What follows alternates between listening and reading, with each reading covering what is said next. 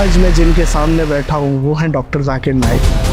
1965 में आपकी पैदाइश हुई। जी हाँ, 18 अक्टूबर। 18 अक्टूबर मेरी भी है। बचपन का जो जाकिर नाइक था वो कैसा था? मैं शरारती था। डॉक्टर साहब, आप जो माहौल में आए, इसका क्रेडिट आपकी वालिदा को जाता है या वालिद को जाता अगर क्रेडिट जाता है डॉक्टर इसरा है। यजीद के मसले पे मैं लाना चाह रहा हूँ आपको। ये जो कंट्रोवर्सी थी उसका जवाब तो पूरा मैंने मुकम्मल दे चुका। जरूरी का नादिर अली से सुने। कभी ऐसा कोई सवाल जो आप भी सोचने पे मजबूर हो गए हो कि यार इस बात का क्या जवाब? सबसे पॉपुलर इंसान जिसको मैं डिबेट किया हूँ विलियम कैम्पबेल है। उनने तकरीबन 38 साइंटिफिक एरर्स निकाली कुरान में। इसका जवाब मेरे पास नहीं। सबसे टफ आपको या इंटेलिजेंट कौन लगा? वो है शीशी रविशंकर। उस टाइम नंबर 1 पे थे वो। अब इंडिया जाना आपके लिए पॉसिबल है या नहीं? उनके लिस्ट में तो नंबर 1 टेरर जाकिर नाइक है। वापस जाने के चांसेस तो नहीं है। बड़े तादाद में गैर मुसलमान अगर इस्लाम से मुतासिर होकर इस्लाम कबूल करते हैं तो मैं उनके लिए टेररिस्ट ही बन गया ना। वो बांग्लादेशी बम वाला भी आपके हाथ से निशान दिया। लेकिन जाकिर नाइक के लेक्चर देख के वो नो टेररिस्ट अटैक किया। मोदी साहब को कोई मशवरा देंगे? सबसे बड़ा खिलवाड़ उन्होंने किया जो कश्मीर की आज़ादी उसको हटा दिया। दुनिया का सबसे एक्सपेंसिव घर किसका है? मुकेश अंबानी की। उसकी प्रॉपर्टी किसकी है? वक्फ बोर्ड की प्रॉपर्टी।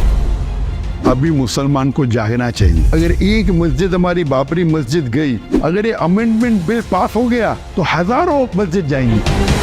अगर आप नहीं जागेंगे आज, अल्लाह आपको दोषी ठहराएंगे। जब शाहरुख खान आपसे मिलते हैं तो किस चीज पे बात करते हैं? क्या इम्पोर्टेंट है रखना? पाकिस्तान का बात।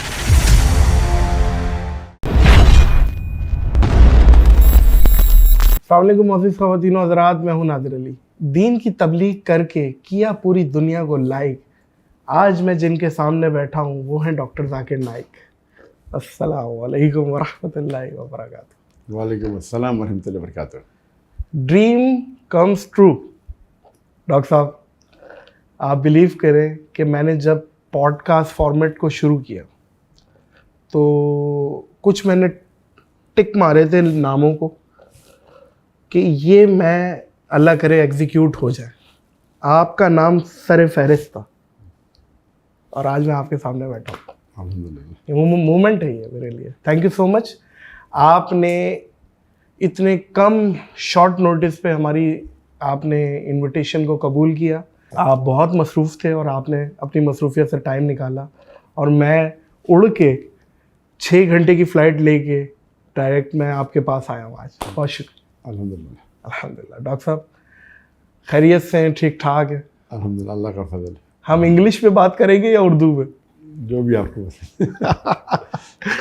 डॉक्टर साहब, सबसे पहले हम बिल्कुल बचपने से शुरू करेंगे। 1965 में आपकी पैदाइश हुई जो कि विकिपीडिया बताती है, सही है? जी हाँ, 18 अक्टूबर। 18 अक्टूबर। 18 अक्टूबर। अच्छा, इत्तेफाक से 18 अक्टूबर मेरी भी है। 92 जी, 18 अक्टूबर 1965 में आपकी पैदाइश हुई है मुंबई में और बॉर्न एंड रेज वहीं के आप। और आप थोड़ा सा बताइए मुझे कि बचपन का जो जाकिर नाइक था, जो छोटा सा बच्चा था, वो कैसा था? शरारती था, शायर था, इंट्रोवर्ट था, एक्सट्रोवर्ट था, क्या था? अल्हम्दुलिल्लाह, बचपन में आप मुझे कह सकते थे कि मैं शरारती था। अल्हम्दुलिल्लाह। साथ साथ अक्सर लोग जानते हैं कि बचपन से मैं हकलाता हूँ।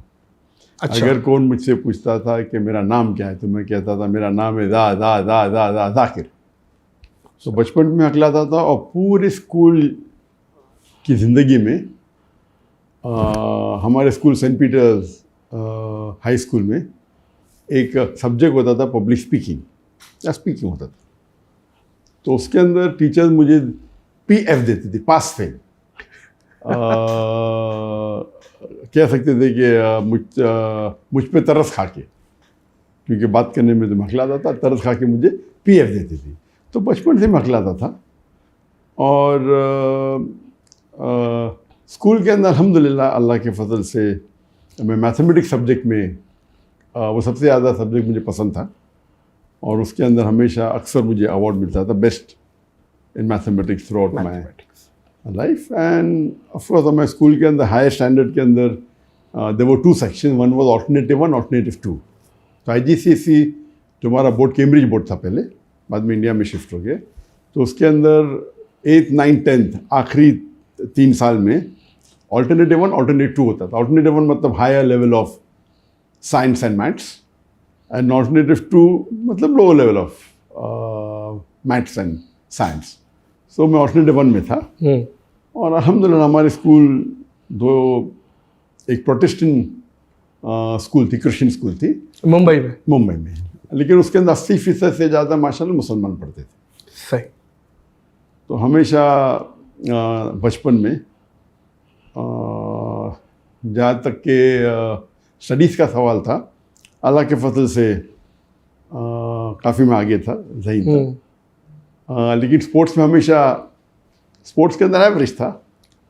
तो मेरी ख्वाहिश थी कि मैं एक बार रेस जीतना चाहता था स्कूल के अंदर।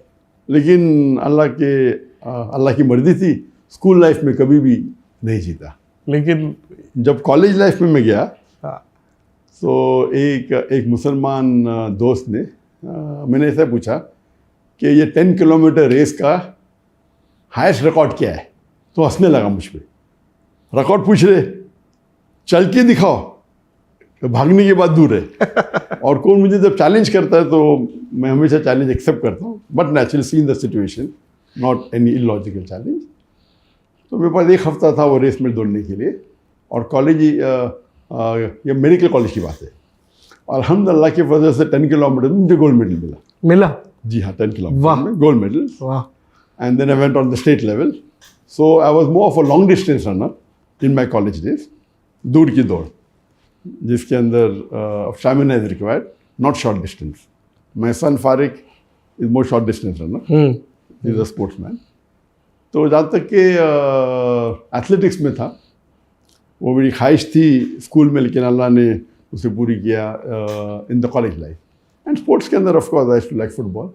The sports I never used to like was cricket. I feel cricket was a waste of time.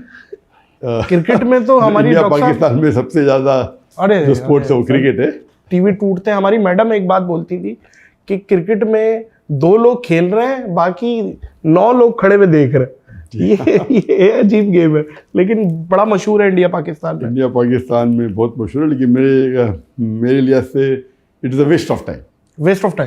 उसमें जहाँ तक कि एक्सरसाइज काफ़ी कम है compare to the other sports. Football is good, football है, वॉलीबॉल हो, बास्केटबॉल हो, तो उसके अंदर अल्हम्दुलिल्लाह एक्टिविटी। मैं अभी अपनी टीम से बोल रहा था, मैंने कहा माशाल्लाह देखें यार डॉक्टर साहब, दुनिया में भी जन्नत में रह रहे हैं, इंशाल्लाह आखिरत में भी जन्नत।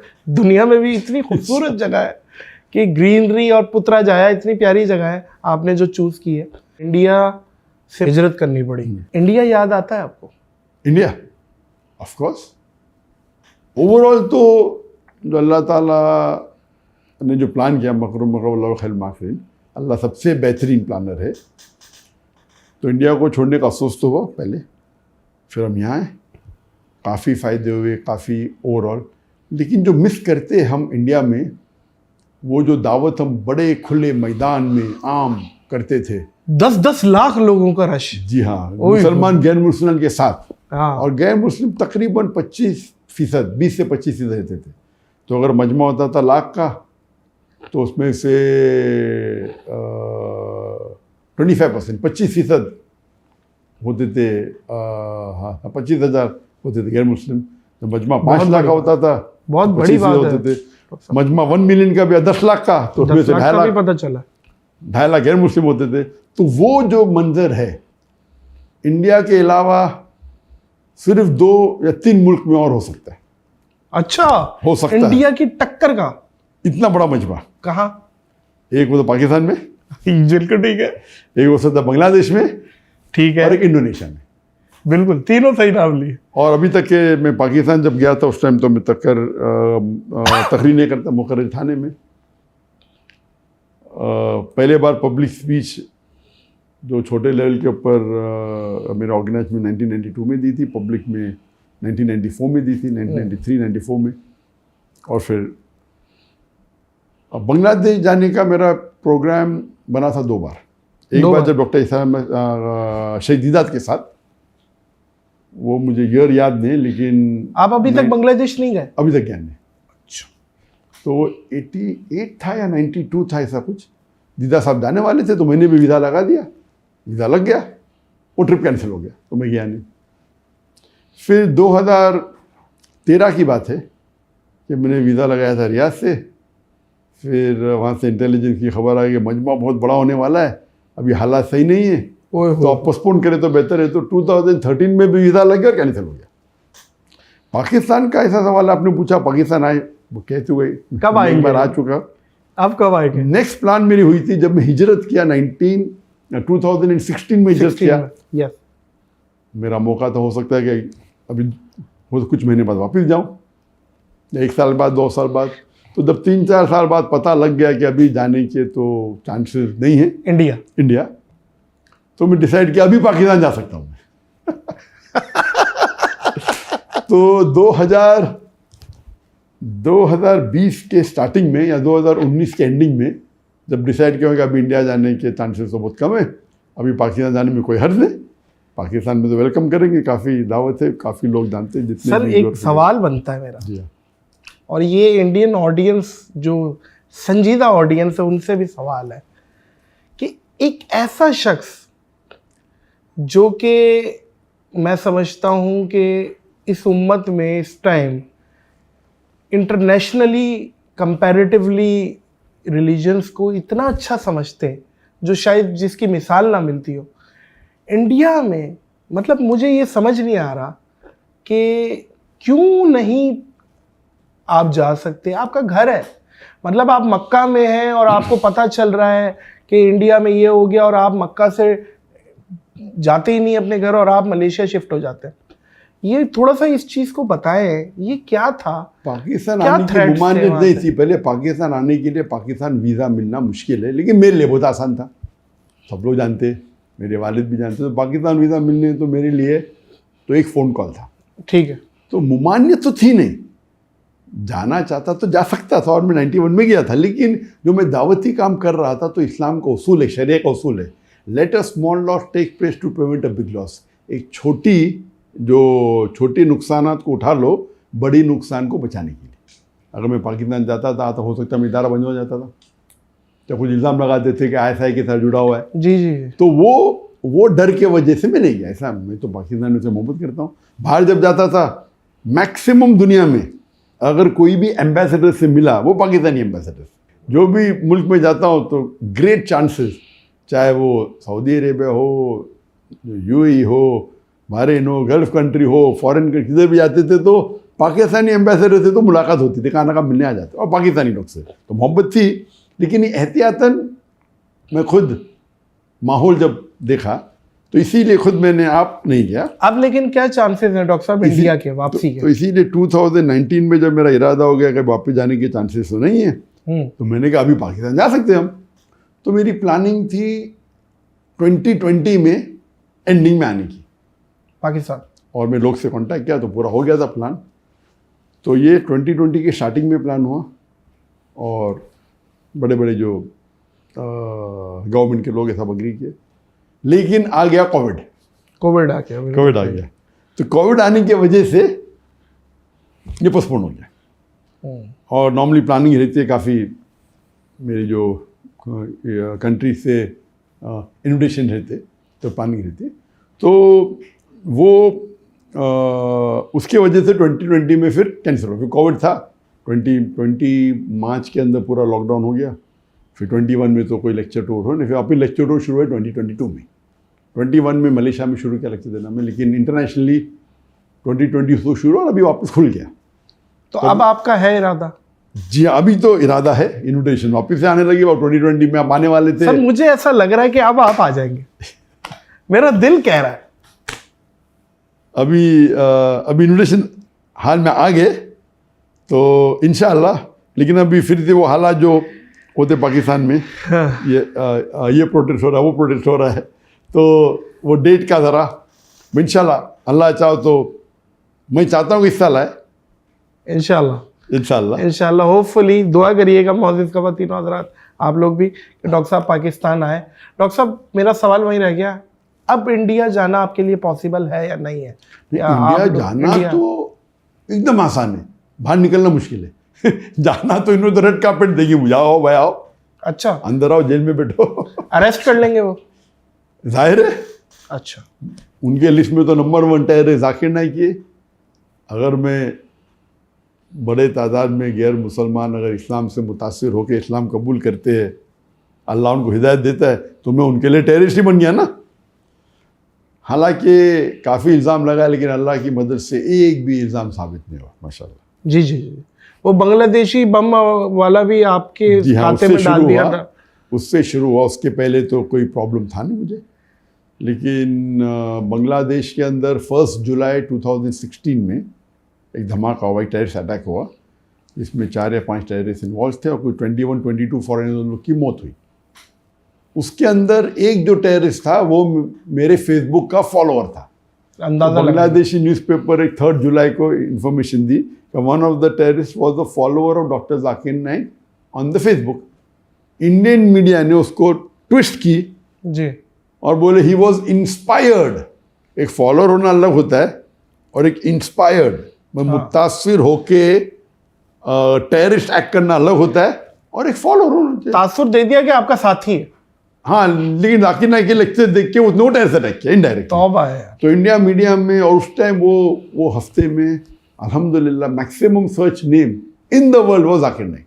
आप गूगल के ऊपर Zakir Naik every day about 40-50 newspaper में, और इंडियन न्यूज़पेपर तो मुझे ओवरनाइट सर बिकते मोदी हैं। गवर्नमेंट ने मुझे और फेमस बना दी। तो इसीलिए मैंने कहा जज़ाकल्लाह। जज़ाकल्लाह। और जज़ाकल्लाह मतलब अल्लाह उनको जज़ा दे। जो लोग अरबी जानते हैं वो समझ गए मैंने क्या कहा। इंग्लिश में थैंक यू भी कहा, नो प्रॉब्लम। लेकिन एक जज़ाकल्लाह अलग होता है और एक जज़ाकल्लाह खैर अलग होता है।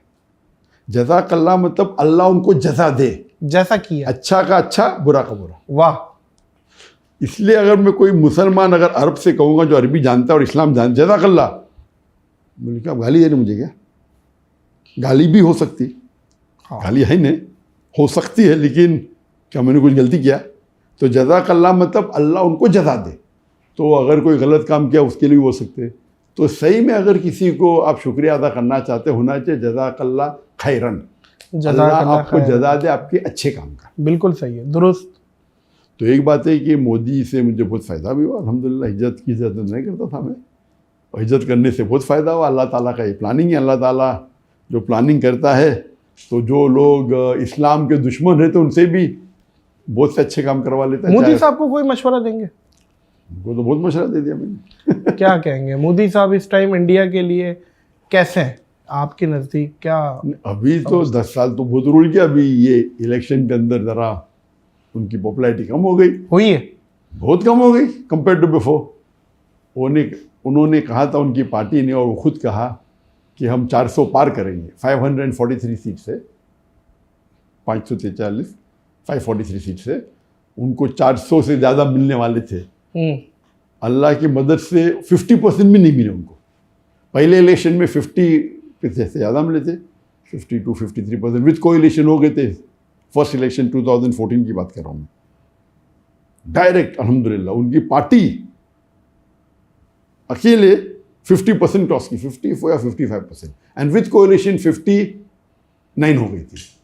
2019 में अकेले उनकी पार्टी 58%, 59 हो गई, विथ कोएलिशन कुछ 64-65 के ऊपर हो गई। तो इस टाइम बोले अकेले बीजेपी 400 पार। 400 पार मतलब over 2/3 majority alone BJP, not the coalition. तो 50% मिलने के लिए 272 सीट्स थे, 272 उनको मिले, कुछ उससे कम मिले, 250 ऐसे कम मिले उनको, और कोएलिशन के साथ वो 50% क्रॉस कर लिए, तो फिर से प्रधानमंत्री बन गए।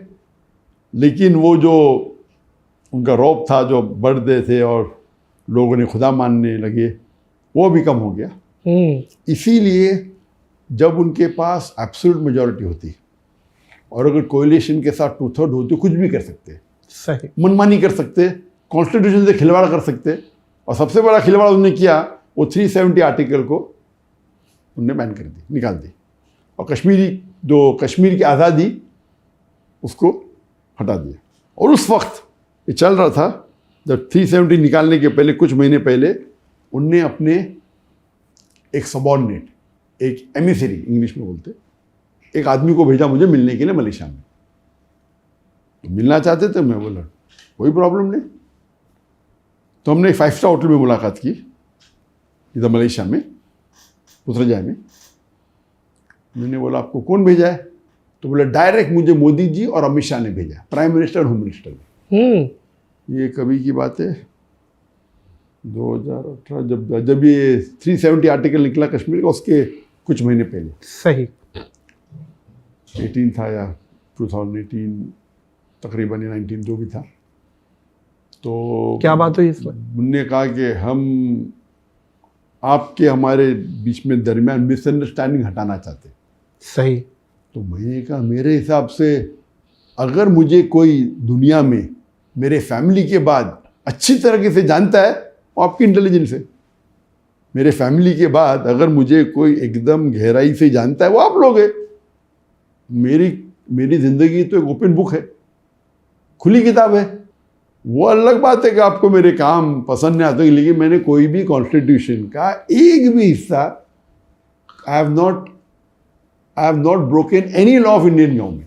वो पैचअप करना चाह रहे थे आप? हाँ बिल्कुल सही। क्यों? तो बात तकरीबन हुई 5-6 घंटे तक। अच्छा। लंच भी किया अपने साथ में। तो बोले नहीं आप इतने मशहूर है, हम आपके साथ होना चाहते हैं, हम चाहते आपको एकदम वापस इंडिया बुलाए, एकदम पूरे विथ फुल, आप इतने मशहूर, आप इतना अच्छा काम कर रहे, आपकी नॉलेज क्या है दिन के बारे में, आप हिंदुज़म की नॉलेज रखते हैं, ब्ला ब्ला ब्ला। तो मैं बोला आप चाहते क्या है? बोले कुछ नहीं, हम चाहते ट्रैप तो नहीं था डॉक्टर साहब के आए तो पकड़ लो, अल्लाह वालों। अच्छा। तो मैंने बोला कि आप चाहते क्या है? नहीं हम सिर्फ चाहते हैं कि हमारे ताल्लुकात अच्छे हो जाए। तो मैं उन्हें साफ कहा कि देखो आप अगर मुझसे कुछ काम लेना चाहते हैं, मैं मेरे देश के लिए, मुल्क के लिए काम करने को तैयार हूँ। मेरी 2 शर्तें। एक शर्त है जो आप मुझे कहेंगे वो कुरान और हदीस के खिलाफ नहीं होना चाहिए, नंबर 1 शर्त। अल्लाह और अल्लाह के रसूल के टीचिंग के खिलाफ नहीं होना चाहिए। और नंबर 2 मुझे आपके पैसे की ज़रूरत नहीं। अगर ये 2 शर्त पूरी हो जाती, आप जो मुझसे काम लेना चाहते, मैं मेरे मुल्क के लिए हाजिर हूँ। फिर तो उन्होंने बोला very good, no problem.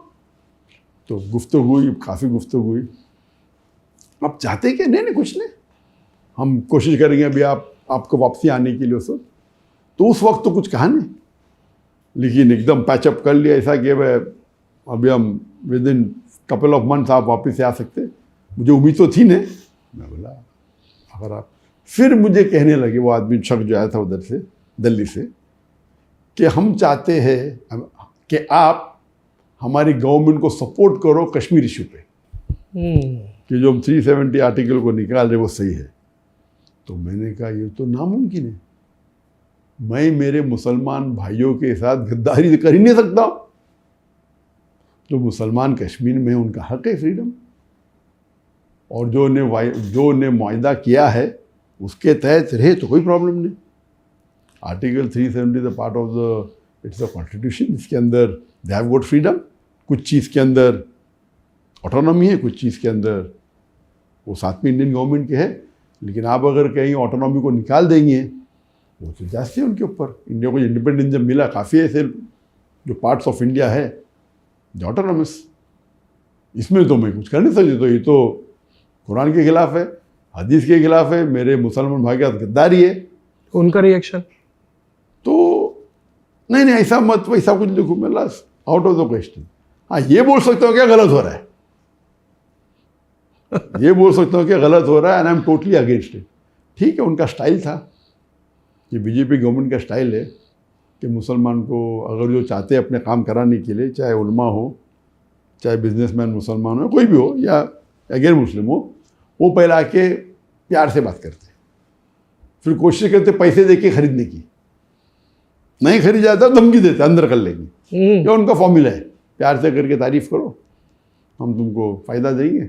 Number 2 पैसे दे के खरीद। अक्सर ये पहले 2 में अक्सर लोग मान देते। तीसरा है नहीं करेंगे तो हम ईडी के रेट डालेंगे, इनकम टैक्स के रेट डालेंगे। तो मेरे साथ तो सब कुछ कर लिया उन्होंने, मुझे प्रॉब्लम ही नहीं। पुलिस भेजे, ईडी भेजे, ये भेजे, नंबर 1 टेररिस्ट कह दिया। तो मैं थैंक यू बोलता, अगर लोग मुसलमान में तो काफ़ी लोग, अक्सर लोग जानते थे इंडिया में, गैर मुस्लिम में भी जानते थे, लेकिन मोदी के बाद ये गोदी मीडिया जो है, वो जो मुझे हमेशा मीडिया पे आने की वजह से अभी तो माशाअल्लाह बहुत small percentage non Muslim India में होंगे जो मुझे नहीं जानते। नहीं, मुझे नहीं लगता कि नहीं जानती होगी, बहुत बहुत कम होगी। तो ये उनकी बदौलत है। और उसके बाद लेकिन जब भी मैं ट्रैवल करता हूँ, चाहे मलेशिया में हो या बाहर हो, गैर मुसलमान अब भी मुझसे मोहब्बत करते हैं। उनका मेन प्रॉब्लम था कि जब मुसलमान में लेक्चर में आते वो अलग बात है, लेकिन मुतासर होके वो इस्लाम की जो गलत फहमी दूर हो जाते और काफ़ी लोग इस्लाम भी कबूल करते। तो उसके वजह से उनका नुकसान हो रहा था, वो हिंदुत्व का जो स्टेटमेंट था ना। और फिर बाद में NEC एक्ट आ गया, वो बिल पास हो गया। वो चाहते थे उसके अंदर भी मैं सपोर्ट करूँ, मैं बोला आउट ऑफ द क्वेश्चन। वाह। तो उस टाइम क्योंकि हम वापस उस पहलू पे आते कि वो मेजॉरिटी में थे तो पास कर सकते थे। करो पार्लियामेंट में जो कोई ऑपोजिशन ले नहीं सकता है, लीडर ऑफ ऑपोजिशन भी नहीं है। इंडियन पार्लियामेंट का रूल है, लीडर ऑफ ऑपोजिशन होने के लिए आपके पार्टी को कम से कम 10% सीट चाहिए। तो 543 में से 55 सीट्स अगर आपकी पार्टी को मिले तो आप लीडर ऑफ ऑपोजिशन बन सकते। 10 साल तक के कोई भी पार्टी को 55 सीट्स भी नहीं मिले तो लीडर ऑफ ऑपोजिशन था ही नहीं। लेकिन ये इलेक्शन में अभी जो कुछ चंद महीने पहले 2024 में ख़त्म हुआ, अल्हम्दुलिल्लाह इसमें कांग्रेस को 99 सीट्स मिल गए और बाकी जो इंडिया का गठबंधन था उन्हें मेजॉरिटी तो नहीं मिला लेकिन क्लोज थे। तो now the opposition is strong. अभी क्या हो गया, अब जो बोले ना उनका दबाव और दबदबा मोदी का अभी कम हो गया। अभी ये दो मेजर जो पार्लियामेंट के साथ जो खिलवाड़ किया मुसलमानों के साथ, और जो पार्लियामेंट में जो कॉन्स्टिट्यूशन में चेंज करके जो अमेंडमेंट करके जो मुसलमान पे ज़बरदस्त बहुत सी चीज़ें किए, ये दो मेन थे। अभी थर्ड करने जा रहे थे। कुछ हफ्ते पहले एक अमेंडमेंट बिल लेके आया उनने, वक्फ अमेंडमेंट बिल। वक्फ तो आप जानते हैं कि एंडोमेंट है, और इंडिया में एक बॉडी जिसके पास सबसे ज़्यादा लैंड है, number 1 is the defence of India, number 2 is Indian railways, number 3 is the Muslim Waqf board.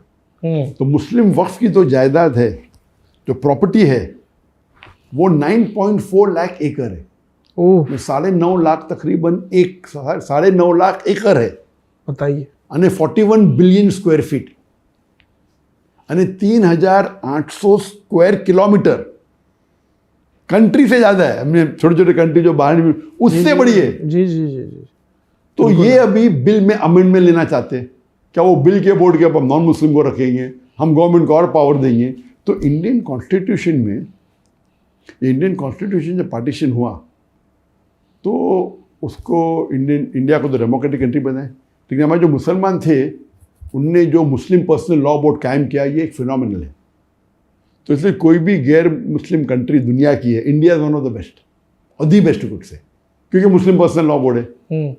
वक्फ की प्रॉपर्टी जो है, जो मुसलमान ने ड्राफ्ट किए कॉन्स्टिट्यूशन में, ये वक्फ के जो पॉइंट्स है is better then many of the Muslim countries. Muslim country के जो वक्फ के पॉइंट्स है वो इंडियन वक्फ बोर्ड और पावरफुल है। इतना महफूज किया गया है ताकि जो हमारे दादा बाप दादा परदादा थे, जो डिकेड और सालों पहले, 100 साल 150 साल पहले, या जो वक्फ किया उसको सिक्योर किए थे। अब ये मोदी गवर्नमेंट उसको हड़प करना चाहता है। थर्ड लार्जेस्ट प्राइवेट है ये वक्फ जो है, इट्स नॉट पब्लिक। और बाकी तो गवर्नमेंट की है ना, डिफेंस एंड रेलवे, ये तो प्राइवेट है मुसलमान की, यानी अल्लाह के लिए वक्फ किया गया है। It should benefit only the Muslims. तो उसके अंदर वो अमेंडमेंट लेना चाहते हैं, अपने पास रखना। ठीक है, थोड़े मुसलमानों ने गलती की, मुसलमान जो मुतवल्ली है अब पैसा खाए और फ़ायदा लिए, तो फ़ायदा लेने से वक्फ बोर्ड का नुकसान हो रहा है। तो उस आड़ में उसको एक्सक्यूज बना के बोलते हम अमेंडमेंट करना चाहते हैं। अमेंड करे तो ये पूरा हड़प कर सकते, आप समझे ना। तो कुछ मुसलमान गलत है, जो मुतवल्ली है अपने फ़ायदे के लिए रिश्वत लेते, कम भाव के ऊपर ज़मीन दे देते ऑन रेंट, और कई बार गवर्नमेंट चीप रेंट पे ले देती। आपको शायद पता नहीं होगा, दुनिया का सबसे एक्सपेंसिव घर किधर है? बम्बई में। कौन? किसका है? मुकेश अंबानी का। अच्छा। वो $2 बिलियन होते, कोई बोलता है 1, कौन बोलता है 1.5, $2 बिलियन। मुकेश अंबानी का, मुकेश अंबानी का बताइए। दुनिया में सबसे एक्सपेंसिव हाउस, जो 27 माले की बिल्डिंग है एंटेलर, उसके ऊपर 3 हेलीपैड है, दुनिया का सबसे एक्सपेंसिव हाउस, उसकी प्रॉपर्टी किसकी है? वक्फ बोर्ड की प्रॉपर्टी। अच्छा, ये मुस्लिम वक्फ थी, लेकिन वक्फ की? कोई मुसलमान ने गड़बड़ किया है, रिश्वत है क्या, मुझे पता नहीं डिटेल्स उसके ऊपर कोर्ट केस हुआ था। कोर्ट केस होने की वजह से महीनों तक या कई साल तक वो अपने घर में एंटर भी नहीं कर सके, लेकिन अभी वो क्लियर हो गया। अच्छा, आई मस्ट से कि शायद ये जो हिंदू हमारे भाई देख रहे होंगे वो शायद डिसएग्री करें इस बात से, ऐसा नहीं है। और नहीं, काफी फेमस ये केस हो गया था। हाँ, वो अलग बात है कि उसके अंदर मुसलमान की गलती तो होगी, उनने कैसा उनको दिया? वक्फ प्रॉपर्टी तो बेच नहीं सकते, वक्फ है ना। हाँ, वक्फ प्रॉपर्टी आप रेंट कर सकते, ये कर सकते। तो इसीलिए मैं कहता हूँ कि कुछ मुसलमान अपने फ़ायदे के लिए कुछ ना कुछ गलत कर देंगे, तो उसको इम्प्रूव करने के लिए आप लॉ में तब्दीली ला सकते। इतनी तब्दीली मत लाओ कि आप पूरा हड़प कर सके। तो उनमें बोला अच्छा हम वापिस से चेक करेंगे, वक्फ प्रॉपर्टी है कहने हम गैर मुस्लिम को बनाएंगे उसके कमेटी में। गैर मुस्लिम कैसे कमेटी में आ सकता है? फिर कहने लगा कुछ प्रॉब्लम हुआ तो डीएम में वो डिस्ट्रिक्ट मजिस्ट्रेट कर सकता है। वो डिस्ट्रिक्ट मजिस्ट्रेट तो वो तो पूरा पॉलिटिकल अपॉइंटेड है। उसका मतलब ये अगर अमेंडमेंट बिल आ गया तो गवर्नमेंट चाहे तो आराम से प्रॉपर्टी हड़प कर सकती। सही है। तो ये मैंने चंद रोज पहले कहा। मेरा जो लास्ट सैटरडे हुआ था, हाँ, अभी क्या है, थर्सडे, तो 4 या 5 दिन पहले मैंने मेरे लाइव Q&A में कहा आज डॉक्टर जाकिर में। तो अभी इंडिया मीडिया में ऑफिस से आ गया, डॉक्टर जाकिर नायक भड़कीले बयान दे रहा है, मुसलमान को भड़का रहा है इंडियन गवर्नमेंट के खिलाफ। शुरू हो गया। नहीं, वो डॉक्टर साहब जवाब नहीं मिला मुझे कि जब आपने उनको जवाब दे दिया जो इंडियन ऑफिशियल्स आए थे, तो उनका क्या रिएक्शन था? वो फिर उठ के चले गए? नहीं, उस टाइम तो बाद में मेरे कांटेक्ट में थे ना। उधर गए तो एकदम अच्छे से गए, अभी आप अभी ग्रीन सिग्नल दे दे, आप वापस से इंडिया आ सकते। हाँ, मुझे तो उम्मीद थी नहीं, लेकिन मैं मेरे मुल्क के लिए जो भी जायज़ है, India is a great country. Yes, Modi ने अगर कुछ प्रॉब्लम किया तो उनसे इख्तलाफ हो सकता है, जगह से नहीं है। India in terms of amongst the non-Muslim countries in the world, one of the best. अच्छा, non-Muslim country, वो सब मुस्लिम कंट्री से भी अच्छा है। सही, अल्हम्दुलिल्लाह। वो एक अलग सब्जेक्ट है। अब इंडिया आप नहीं जाएंगे? नहीं, अल्लाह चाहा तो क्यों नहीं। अगर अभी मोदी नहीं रिया और जो नेक्स्ट गवर्नमेंट अगर जस्ट रहेंगी तो जरूर जाऊंगा मैं। क्योंकि अभी तक के I have not been convicted. जब इंडियन गवर्नमेंट ने फाइल की मेरे खिलाफ कोर्ट के अंदर, मेरी पूरी प्रॉपर्टी को जब्त कर लिया, तो हमने उनको कोर्ट के अंदर उसके अगेंस्ट पिटीशन फाइल की। तो उसका जज जो था, द चीफ जज ऑफ द ईडी कोर्ट, उसका नाम था मनमोहन सिंह, वो सिख था। तो उनने जब इल्ज़ाम लगाया था कि टेररिस्ट है, टेररिस्ट बयान देता है, लोग को बोलता है, भड़काले बयान देता है और टेररिज्म फैलाता है, तो वो जज ने कहा कि आपको शायद पता नहीं, मैंने सैकड़ों जाकिर नाइक के लेक्चर देख चुका हूँ। आप मुझे एक लेक्चर बताओ उनका, डॉक्टर जाकिर नाइक का, इन कॉन्टेक्स्ट उनने टेररिज्म को प्रमोट किया है, और मैं उनके पूरे प्रॉपर्टी के ऊपर जब्त लगाने का ऑर्डर दे दूंगा। सही, सिर्फ एक। हाँ, नहीं, लॉयर चुप हो गया। तो उनने कहा कि आपने डॉक्टर जाकिर नाइक के बयान देखे? तो लॉयर बोला नहीं देखा मैंने। तो आपने जब सुने ने उन पे इल्ज़ाम लगा रहे, कम से कम सुनो तो सही। तो हिस्टोरिकल जजमेंट था, तो उसके ऊपर स्टे आ गया। बस स्टे आने की वजह से हम उनको बेच नहीं सकते, प्रॉपर्टी को रेंट नहीं कर सकते। लेकिन उसके बाद आपको पता है, अगर कोई जज, उस टाइम मोदी का काफ़ी पावर, अभी भी है, जुडिशरी है, नहीं जरा ज़्यादा, तो जुडिशरी भी डरने लगी। आपने बयान उनके, अगर आपने फैसला उनके हिसाब से नहीं किया, आपको ट्रांसफर कर लेते उनके हाथ में। तो इंटरफेरेंस बहुत, ये अभी कम हो गया। तो ये जो आप बोल रहे मोदी का जो पावर है अभी, ये अमेंडमेंट बिल क्या हो गया, जब उनने टेबल किया, ऑपोजिशन ने ऑब्जेक्शन लिया, तो parliament had to put it to a judiciary parliament. आप समझे ना। और बोले जिसको ऑब्जेक्शन है 13 सितंबर इज डेडलाइन। 13 सितंबर तक जो मुसलमान को बिल पे ऑब्जेक्शन करो, तो ये जुडिशरी पैनल हो गया। तो मैंने मेरे बयान में क्या और एक पोस्ट किया, क्या अभी मुसलमान को जागना चाहिए। अगर एक मस्जिद हमारी बाबरी मस्जिद गई तो इतना हल्ला गुल्ला हुआ, ठीक है, हाथ से निकल गई। अगर ये अमेंडमेंट बिल पास हो गया तो हज़ारों मस्जिद जाएंगी, क्योंकि ये वक्फ प्रॉपर्टी, जैसा मैंने कहा, 3,800 स्क्वायर किलोमीटर से ज़्यादा है। इट इज़ 9.5 लाख तकरीबन एकड़ लैंड है। इसके अंदर हज़ारों मस्जिद है, लाखों होंगी, हज़ारों कब्रिस्तान है, मदरसा है, प्रॉपर्टीज़ है, आराम से हाथ से जा सकती है, हम कुछ नहीं कर सकते। तो मैंने कहा मुसलमानों से, अगर आप नहीं जागेंगे आज, अल्लाह आपको दोषी ठहराएगा, आपको और हमको। बेशक बेशक, ये हमारा फ़र्ज़ है। अगर हमारे बाप दादा ने परदादा ने वक्फ किया है तो हमारे बेहतरी के लिए, और हम सो रहे हैं, हम इसके रिस्पॉन्सिबल है। तो मैंने कहा आप जाके ऑब्जेक्शन रेज करो। और अगर 2.5% मुसलमान भी, हमारी आबादी 210 मिलियन है, 210 मिलियन है, 21 crore according to PW report and Indian report, अगर 2.5% भी, अगर 50 लाख भी ऑब्जेक्शन किए, 2.5% सिर्फ, तो ये बिल रुक जाएगा। तो क्योंकि मैं मुसलमानों को कह रहा था ऑब्जेक्शन लो, तो ये गोदी मीडिया को अब देखेंगे, अभी शुरू हो गया। मैं कल परसों देख रहा था, oh doctor Zakir Naik is inciting hate. What inciting hate? मैं हक मान रहे हमारा। If I am trying to guide the Muslim brothers and sisters कि आप ये बिल को रिजेक्ट करो, तो ये अमेंडमेंट बिल रुक जाएंगी और मुसलमान का फायदा होगा। डॉक्टर साहब, आप जो माहौल में आए, दीनी माहौल में, इसका क्रेडिट आपकी वालिदा को जाता है या वालिद को जाता है, किसको जाता है? वहाँ से वो लोग भी माहौल में थे या आप निकले हैं घर से और आपने एक लेगेसी कंटिन्यू की है? ये क्या हुआ बताइए। जहाँ तक कि घर का माहौल था, अल्हम्दुलिल्लाह घर का माहौल काफ़ी इस्लामिक था, लेकिन वालिदैन ने कभी भी हमें फोर्स नहीं किया, कभी भी फोर्स नहीं किया कि नमाज़ पढ़ो। कहते थे, लेकिन कभी ज़बरदस्ती नहीं की। ठीक है। तो हम जब मैं स्कूल में था, तो बचपन से याद है मुझे कि मैं नर्सरी के अंदर या जूनियर KG में रोज़ा रखा है, लेकिन पूरा महीना मैंने पूरा किया सेकेंड स्टैंडर्ड में, एट द एज ऑफ 7। तो 7 साल की उम्र में सबसे पहली बार मैंने पूरा रमज़ान रोज़ा रखा। उसके पहले एट द एज ऑफ 4 या 5 मैंने 5-10 साल से रखा होगा।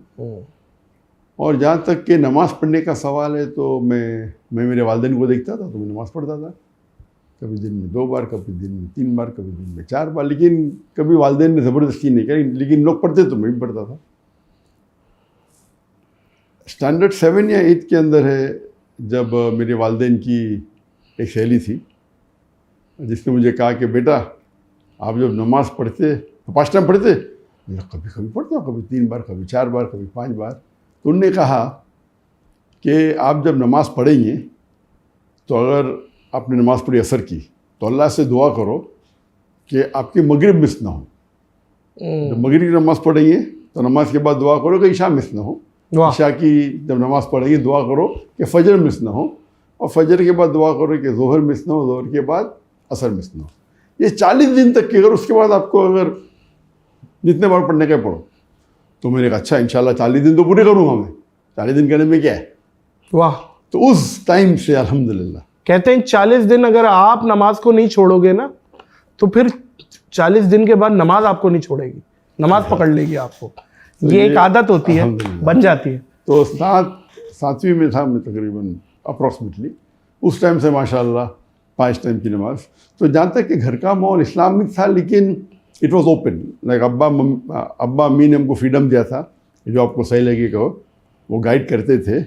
लेकिन एक एवरेज मुस्लिम जो करता है 5 टाइम नमाज माशाल्लाह पढ़ते थे, from the age of 7, standard 7 से एज ऑफ 13 से रोज़ा रखते थे माशाल्लाह, हज भी किया था। तो माहौल वैसा जो एवरेज मुस्लिम अच्छा, लेकिन दावती मिजाज नहीं था मेरी ज़िंदगी में। मैं 1987 में जब मैं मेडिकल कॉलेज में 2nd ईयर में था, तो उस वक्त मैंने शेख अहमद ईदा से मुलाकात की। वाह। तो मेरे वालिद का शौक़ था माशाल्लाह, वो कई उलमा से हमेशा रब्ता में रहते थे, और उनका मिजाज था कि ओपन माइंडेड थे, चाहे जमात इस्लामी हो, चाहे देवबंदी हो, चाहे बरेली हो, चाहे अहले हदीस हो, चाहे सलफ़ी हो। वाह। मुख्तलिफ इख्तलाफे राय रखते थे, लेकिन एक तरीके से, मतलब सारे भाई ने। वो माशाल्लाह मेरे वालिद का ज़रा अलग ही मिजाज था। ठीक है, आपको सही लगता है करो, मुझे सही लगता है। तो वो कभी बहस में नहीं पढ़ते थे, और वो अल्हम्दुलिल्लाह कि भाई हाँ मैं 5 टाइम नमाज़ पढ़ो, ये करो सही। तो अहमद ईदा साहब आए थे बम्बई में 1987 में। सही। तो उन्होंने मुझे कहा कि मिलने आते। उस टाइम मैंने एक आध कैसेट देखा था, मतलब क्या मिलने का। लेकिन वालिद ने कहा, इसलिए मैंने गया मिलने के लिए। और जब मिलने गया मेरे भाई के साथ, तो मेरे भाई ने कहा कि आपका लेक्चर रखते कल। तो उन्होंने बोले अभी रात का टाइम है, कल रात को मैं जा रहा हूँ, हार्डली 20 घंटा कैसा रखेंगे आप? अच्छा ठीक है।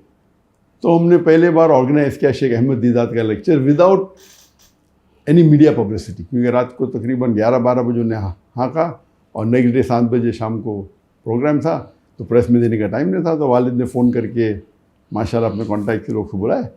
तो वो प्रोग्राम पहला प्रोग्राम था शेख अहमद दीदात। उसके बाद वो लाइव प्रोग्राम देखने के बाद मैं अहमद दीदात का फ़ैन बन गया। उसके पहले मैं फ़ैन नहीं था। सही। और अहमद दीदात को मिलने के बाद फिर हमने उनको वापस से बुलाया तकरीबन 7-8 महीने बाद, और वो 18 दिन के लिए आए थे इंडिया में। और उनके काफ़ी प्रोग्राम हमने रखे बॉम्बे में, और वो जब ऑर्गेनाइज़ किए तो उन्होंने पूरा सेट दिया था मुझे, लेकिन वो आने के पहले मैंने काफ़ी कैसेट उन्हें देख चुका था। उसके बाद मैं उनका फ़ैन बन गया और मैं उनको इमिटेट करने लगा। और मेडिकल कॉलेज में जब मैं दावत करता था तो मेरे मुसलमान दोस्त काफ़ी कम होते, हार्डली मे बी 4% होते थे मुसलमान इन द मेडिकल कॉलेज।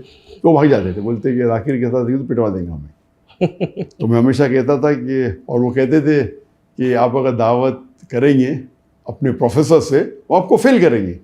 तो मैं कहता था अगर मेरे प्रोफेसर मुझे फेल करेंगे तो मुझे और 1 साल मौका मिलेगा उनसे दावत करने का। तो मेन जो अगर क्रेडिट जाता है जो रुख को बदलने का मेरे दावती मैदान में, दीनी तो अल्हम्दुलिल्लाह मेरे वालिदैन थे, लेकिन मुझ पर ज़बरदस्ती नहीं किया। दीदार साहब को मिलने के बाद दीदार साहब ने मुझे डॉक्टर ऑफ बॉडी से डॉक्टर ऑफ सोल कर दिया, तब्दील कर दिया। वाह, doctor of soul, body to doctor of soul. क्या बात है भाई, वाह, जिस्म का तबीब था, डॉक्टर था, अब रूह के, उसके बाद रूह का तबीब बन गया। और जो मज़ा मिलती थी अगर कोई पेशेंट को क्योर करने में, अल्हम्दुलिल्लाह। और मैं समझता था कि medical profession is the best profession in the world, इसीलिए मैंने चुना कि मैं डॉक्टर बनूँ। मेरे वालिद भी डॉक्टर थे, मेरे भाई भी डॉक्टर थे, उन्हें जबरदस्ती नहीं की, लेकिन मैं समझता था कि एक मेडिकल डॉक्टर, एक तबीब सबसे बेहतरीन प्रोफेशन है। जब दीदार साहब के बाद मिलने के बाद मुझे पता लगा कि अल्लाह ताला कहते हैं कुरान में सूरह फुसिलत में सूरह नंबर 41 आयत नंबर 33 में, वमन अहसनु क़ौलन मिम्मन दुआ इलल्लाहि व अमिला सालिहान व क़ाला इन्ननी मिनल मुस्लिमीन। Who is better in speech than one who invites to the way of the Lord, works righteousness and says I am a Muslim? कौन बेहतर है स्पीच में? वो शख्स जो अल्लाह की तरफ बुलाता है, वो इन्वाइट एंड और वो कहता है कि मुस्लिम हूँ।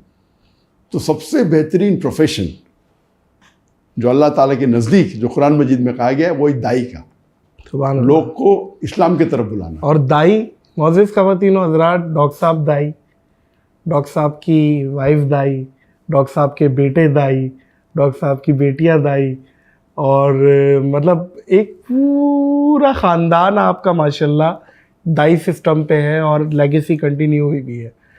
सर अल्लाह आपको इस्तकामत दे इस चीज़ पे। तो माशाल्लाह आपने बहुत काम किया है दीन के हवाले से, अल्लाह ने बहुत काम मज़ीद लेना है।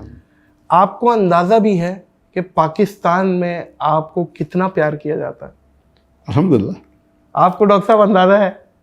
आप यकीन करें, मैं एयरपोर्ट पे आया, कहाँ जा रहे हैं नाज़िर भाई? मैं डॉक्टर साहब के पास जा रहा हूँ पॉडकास्ट। डॉक्टर जाकिर, अच्छा यार मेरा सलाम देना, मेरा ये सवाल करना, मुझसे ये, एवरीवन इज मतलब एक्साइटेड।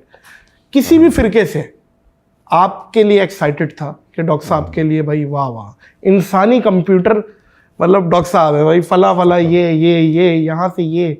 कंपैरेटिवली रिलीजन को जो स्टडी किया है वो आप, अल्लाह ने आपसे बहुत काम लिया है उस चीज़ पे। पाकिस्तान कब आ रहा है?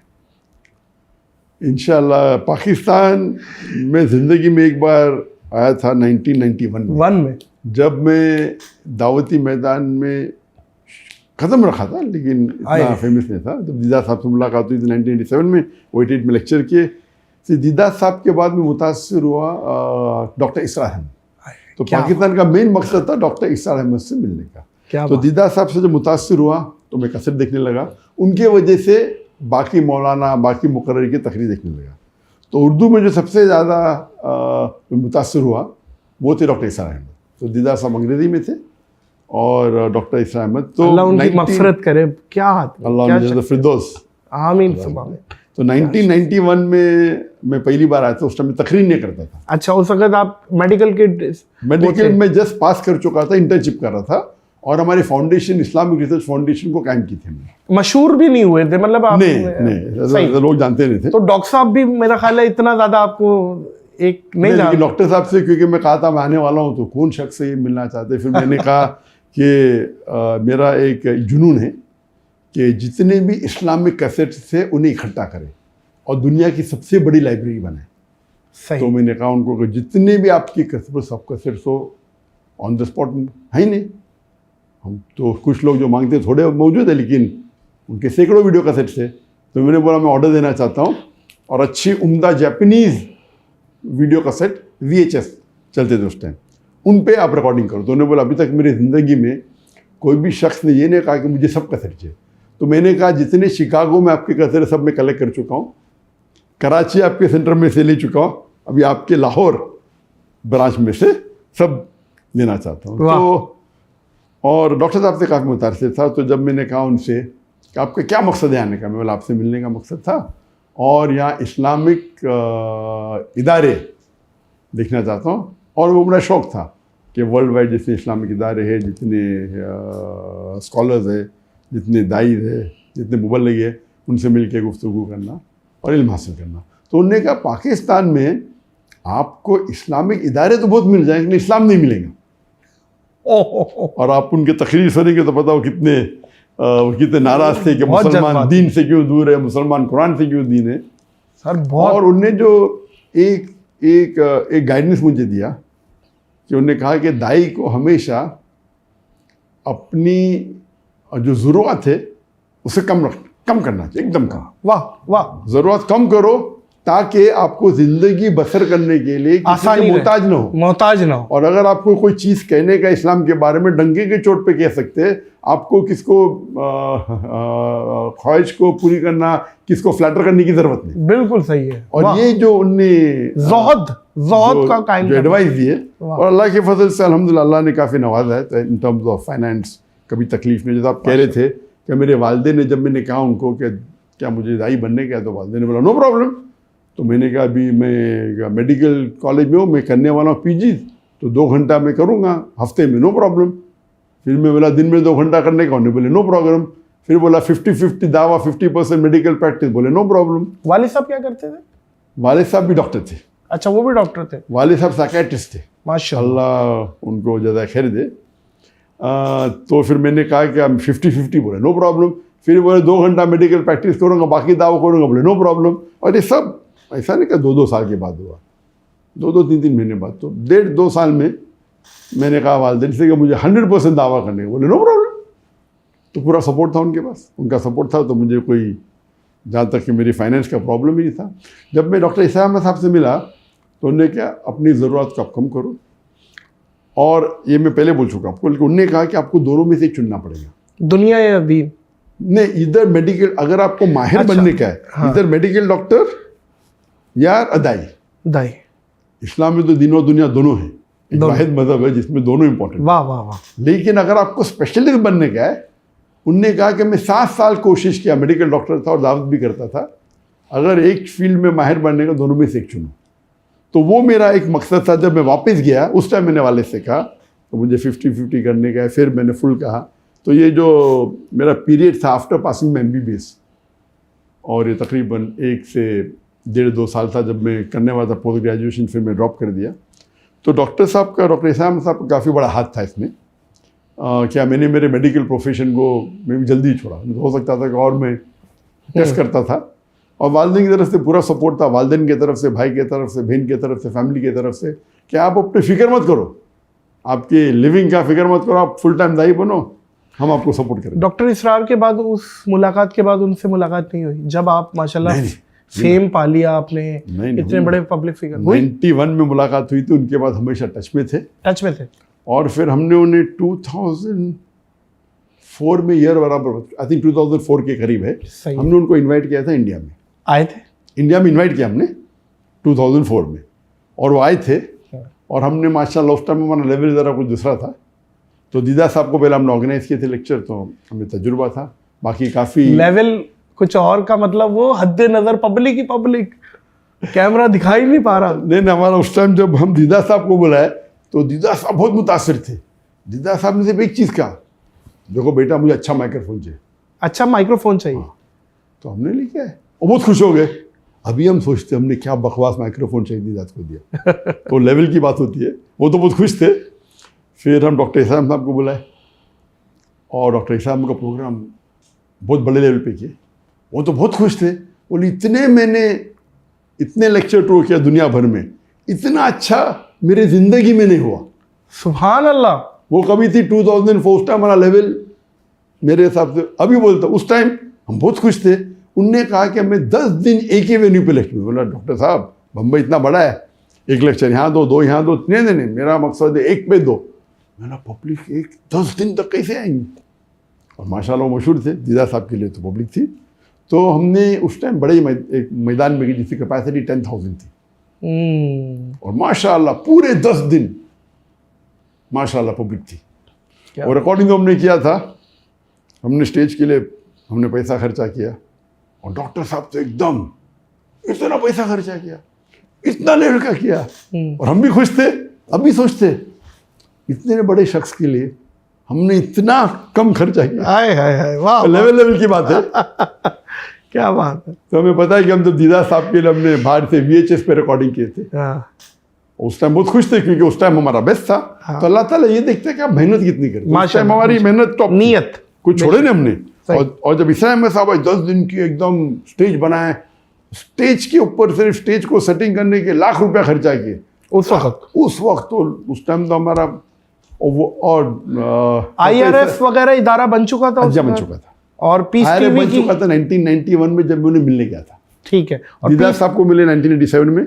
इस्लामिक रिसर्च फाउंडेशन लॉन्च हुआ 1990 में, रजिस्टर हुआ और 1991 में इनॉग्रेट हुआ। उसके बाद में डॉक्टर इस्लाम साहब को मिलने गया। सही तो बन चुका था। और पीस टीवी 2006 में। तो दीदार पिछले जब हमारी मुलाकात हुई थी उस टाइम पीस टीवी कायम नहीं हुआ था। तो जब डॉक्टर इस्लाम साहब आए थे इंडिया में 2004 में, पीस टीवी ने नेशनल लेवल फर्क था। आप समझे ना? सही। तो अगर टेलीविजन को हटा देंगे तो लेवल बहुत अच्छा था। एक वन ऑन वन। ठीक है। लेकिन जब पीस टीवी आने के बाद, पीस टीवी की जो तरक्की में अल्लाह ताला की मदद थी, वो लेवल कुछ और हो गया। फिर वो अलग लेवल था। लेकिन उस टाइम हमने प्रोग्राम किए तो उस टाइम 10,000 पब्लिक 10 दिन के लिए, तो रिकॉर्ड हमारे रिकॉर्ड था और डॉक्टर इस्लाम साहब के लिए भी रिकॉर्ड था। बेशक। ऑफकोर्स उनको बुलाए तो काफ़ी इंडियन गवर्नमेंट में, बिकॉज पाकिस्तानी थी तो काफ़ी कंप्लेन हुए। फिर कुछ शख्स ने जो उनके गौर फिक्र के ख़िलाफ़ थे, कंप्लेन भी की पुलिस में। अल्हम्दुलिल्लाह अल्लाह की मदद थी, वो सॉल्व हो गया। और उनका दौरा काफ़ी तकरीबन 1 महीने तकरीबन यहाँ से फिर बैंगलोर गए, काफ़ी जगह खुश गए अल्हम्दुलिल्लाह। हमने वीडियो रिकॉर्डिंग किया और वो उसके बाद फिर हम उनको दिखाने लगे हमारे केबल टीवी के ऊपर। केबल टीवी तो पहले से दिखाते थे। और फिर पीस टीवी कायम हुआ 2005 में हम छूटे। इसलिए डॉक्टर इस्लाम साहब 2002-3 या 2004 में, एग्जैक्ट डेट पत्र 2003 या 2004 में आए थे। फिर पीस टीवी कायम करने का इरादा हुआ मेरा 2005 में। उसके पहले ज़रा मैं जवाब दे दूँ, आपने कहा पाकिस्तान गई क्या नहीं। तो पाकिस्तान 1990 में सबसे पहली बार आया। उसके बाद आने के बाद इतनी इंक्वायरी हुई मेरी, क्यों गए थे, क्या कुछ टाइम में कुछ जानता भी नहीं था मुझे। अच्छा। पाकिस्तान गए, क्यों गए, किससे मिले, क्यों मिले। अल्हम्दुलिल्लाह कोई प्रॉब्लम हुआ नहीं। तो जब दावती मैदान में मैं उतरा तो बट नेचुरल, बिकॉज मैं इंडिया में रहता था, मैं अगर पाकिस्तान फिर से विज़िट करूं तो मुझे बहुत मुश्किल हो जाते थे, बहुत से मुश्किलात आते थे गवर्नमेंट की तरफ से। एलिगेशन, ऐसे एलिगेशन जितने मुसलमान एक बार मशहूर हो जाता है, लोग कबूल करने लगते हैं, तो इंडियन गवर्नमेंट पीछे पड़ जाती है पॉसिबिलिटी। तो इन्विटेशन मुझे सबसे ज़्यादा दुनिया में, अगर मैं 2016 को मैं छोड़ा, मैंने हिजरत की इंडिया से मलेशिया, तकरीबन उस वक्त 5,000 इन्विटेशन थे दुनिया भर से आने के लिए, जो मैं एक्सेप्ट नहीं किया था। एक्सेप्ट क्या अलग बात है, पेंडिंग। उसमें से तकरीबन 500 सिर्फ पाकिस्तान से थे, 500। और उस टाइम जो इन्विटेशन होता था बट नेचुरल तकरीर के लिए मैं जो आते थे, लेकिन मैं बोला अभी आना तो मुश्किल है, इंशाल्लाह टेलीविज़न के थ्रू जाएंगे। तो टेलीविज़न शुरू हो गया था। डॉक्टर साहब, हमने आपके हज़ारों लेक्चर्स देखे हैं जिसमें आपने सबको लाजवाब कर दिया, हर सवाल का जवाब दिया। The brother ask a very good question और जवाब धड़ाधड़। कभी ऐसा कोई सवाल, कोई ऐसा टफ क्वेश्चन या कोई ऐसा टफ अपोनेंट जो आप भी सोचने पे मजबूर हो गए हो कि यार इस बात का क्या जवाब है, और आपने किसी से मशवरे लिए हो या अल्लाह ने फिर डाल दिया हो लेकिन बहुत टफ लगा हो, वो मोमेंट ज़रा शेयर करें। नहीं, आपका ये क्वेश्चन टफ क्वेश्चन है। अच्छा, ये टफ है। इसके लिए हाँ, ऐसे कई बार, एक बार नहीं कई बार ऐसे हुए। कई बार ऐसा हुआ कि जब मैं पब्लिक स्टेज पे मैं सवाल जवाब हैंडल कर रहा हूँ और कोई क्वेश्चन आता है और मुझे जवाब पता नहीं पता। ऐसा नहीं हो सकता डॉक्टर साहब, हम तो ये बोलते थे ये देखो अभी डॉक्टर साहब आएंगे और जवाब दे देंगे। लेकिन आपने जो उसके बाद पूछा कि अल्लाह की लेकिन मदद हमेशा आई। कभी भी ऐसा ना हो कि अल्लाह की मदद नहीं आई। इल्म तो कोई भी इंसान नहीं कह सकता मुझे सारा इल्म है, सही, और मैं तो कह नहीं सकता हूँ। तो ऐसे कई सवालात है। कुछ सवाल ऐसे कि सवाल उसने मुझे आज पूछा और कल ही मैंने जवाब पढ़ा उसका, कल शाम को पढ़ा सवाल आज पूछता है, ये तो अल्लाह की तरफ से। अगर ये मुझे कल पूछ लेता था येस्टरडे तो मैं जवाब नहीं दे पाता था। अच्छा। तो मुझे हैरत है कि मैं कल ही पढ़ा और आज किसने सवाल पूछा, तो अल्लाह की तरफ से। अगर 2 दिन पहले पूछता तो मुझे नहीं पता होता था। तो कौन सा कोई ऐसी टफ एक सवाल है, कई सवाल है। एक सवाल का मैं आपको एग्जांपल देता हूँ। हाँ। एक सवाल है जो एक शख्स, उसका नाम है राहुल, जो दुबई के अंदर, जब मैं एक मेरी ऑडियंस जो बम्बई की ऑडियंस है अल्हम्दुलिल्लाह, क्योंकि उसमें कई गैर मुस्लिम होते थे और कई दीगर मज़ाहिब के लोग होते थे और इंटेलेक्चुअल होते थे, तो जो क्वेश्चंस बॉम्बे से आते वो सबसे मुश्किल टफ होते थे और सबसे जवाब जो निकलते थे अच्छे निकलते थे। टफ होता है क्वेश्चन तो और सोचने पड़ता है और अच्छे निकलते। तो मेरे हिसाब से Bombay was the best audience. Number 2 is Dubai. क्योंकि दुबई के अंदर भी माशाल्लाह मजमा 10,000, 15,000, 20,000, 30,000 होता था। और वहाँ एक एडवांटेज था जो बॉम्बे में नहीं था, वहाँ डिफरेंट नेशनल के लोग आते थे। बॉम्बे में भी आते थे लेकिन बहुत कम, इन परसेंटेज वाइज आते थे। अमेरिकन भी, यूरोपियन भी, आप देखेंगे कसरत में। लेकिन जो परसेंटेज है दुबई में, क्योंकि दुबई के अंदर लोकल तो सिर्फ 11% है, इंडियन ही तकरीबन 35% है, फिर फॉरेनर्स है, American, European, white, black, yellow, brown, तो वैरायटी बहुत होती थी। तो एक शख्स का नाम था राहुल, मुझे याद है, क्लीन शेव, और वो कई सवाल पूछा। तो आप अगर मेरे वीडियो देखते ही हैं आप पहचान लेंगे राहुल कौन है। हाँ। और मेरे हिसाब से मुझे लगता था ये इंसान ईमानदार इंसान है। वो सवाल से पता चलता है, सवाल बड़े टफ हो, सवाल ट्रैपिंग हो सकता है, लेकिन सवाल से एक्सपीरियंस एक स्पीकर होता है, उससे पता चल सकता है क्या ये मुझे टांग खींचने के लिए आया है या बाकी सच जानना है, सच जानने के लिए। सही। और सच बोलेगा तो कबूल करेंगे। सही। कुछ लोग आते टांग खींचने के लिए, जवाब भी देंगे तो भी वो इस्लाम कबूल नहीं करेंगे। सही।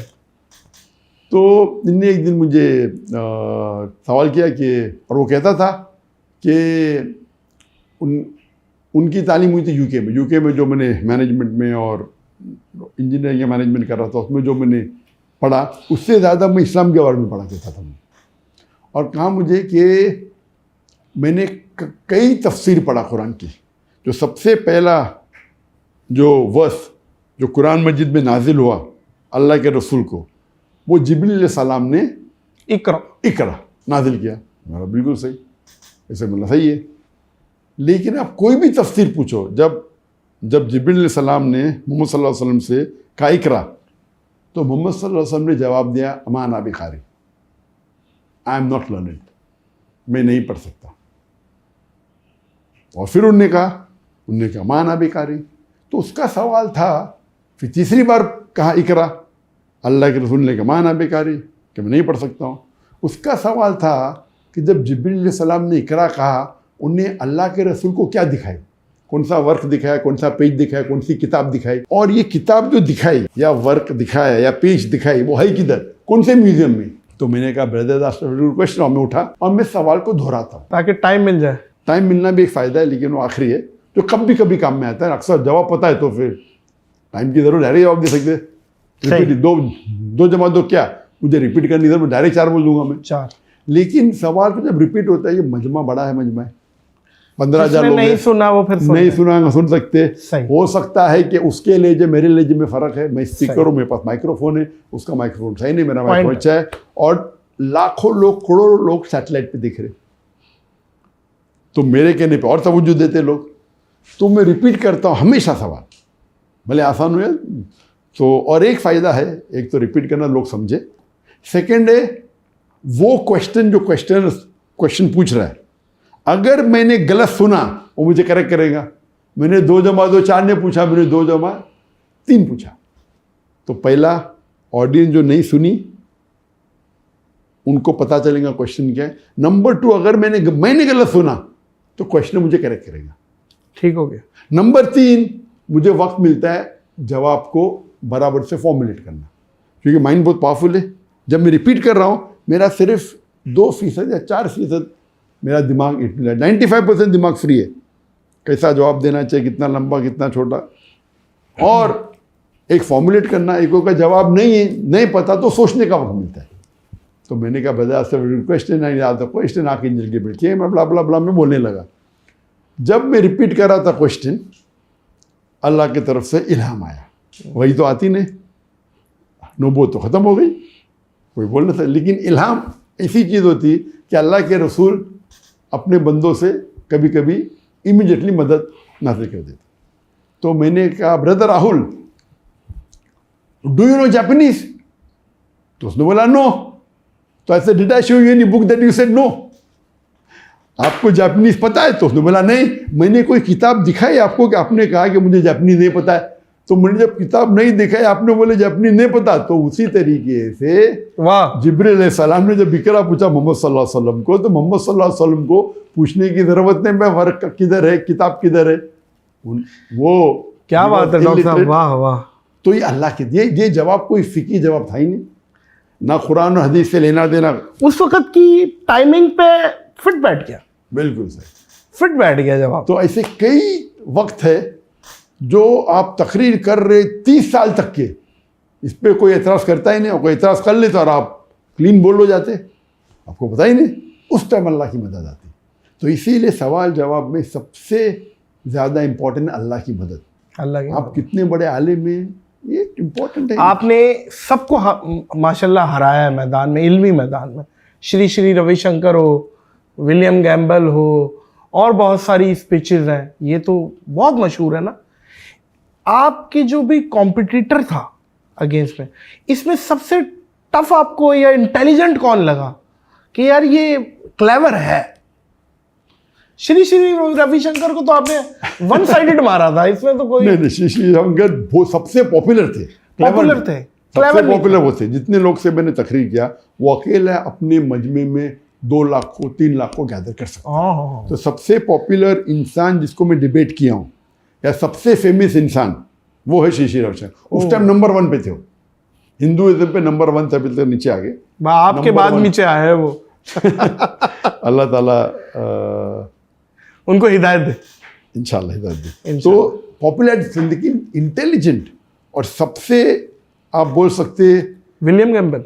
विलियम कैम्पबेल का जो डिबेट था, उनने जो रिसर्च की थी, he was not a very good speaker, इतने अच्छे मुकर्रिर थी ने, लेकिन जो उनने तनकीद की कुरान की बारे में, उनने किताब लिखी थी, डॉक्टर मॉरिस बुकेल की सबसे फेमस किताब थी कुरान एंड साइंस पे, the Quran and modern science.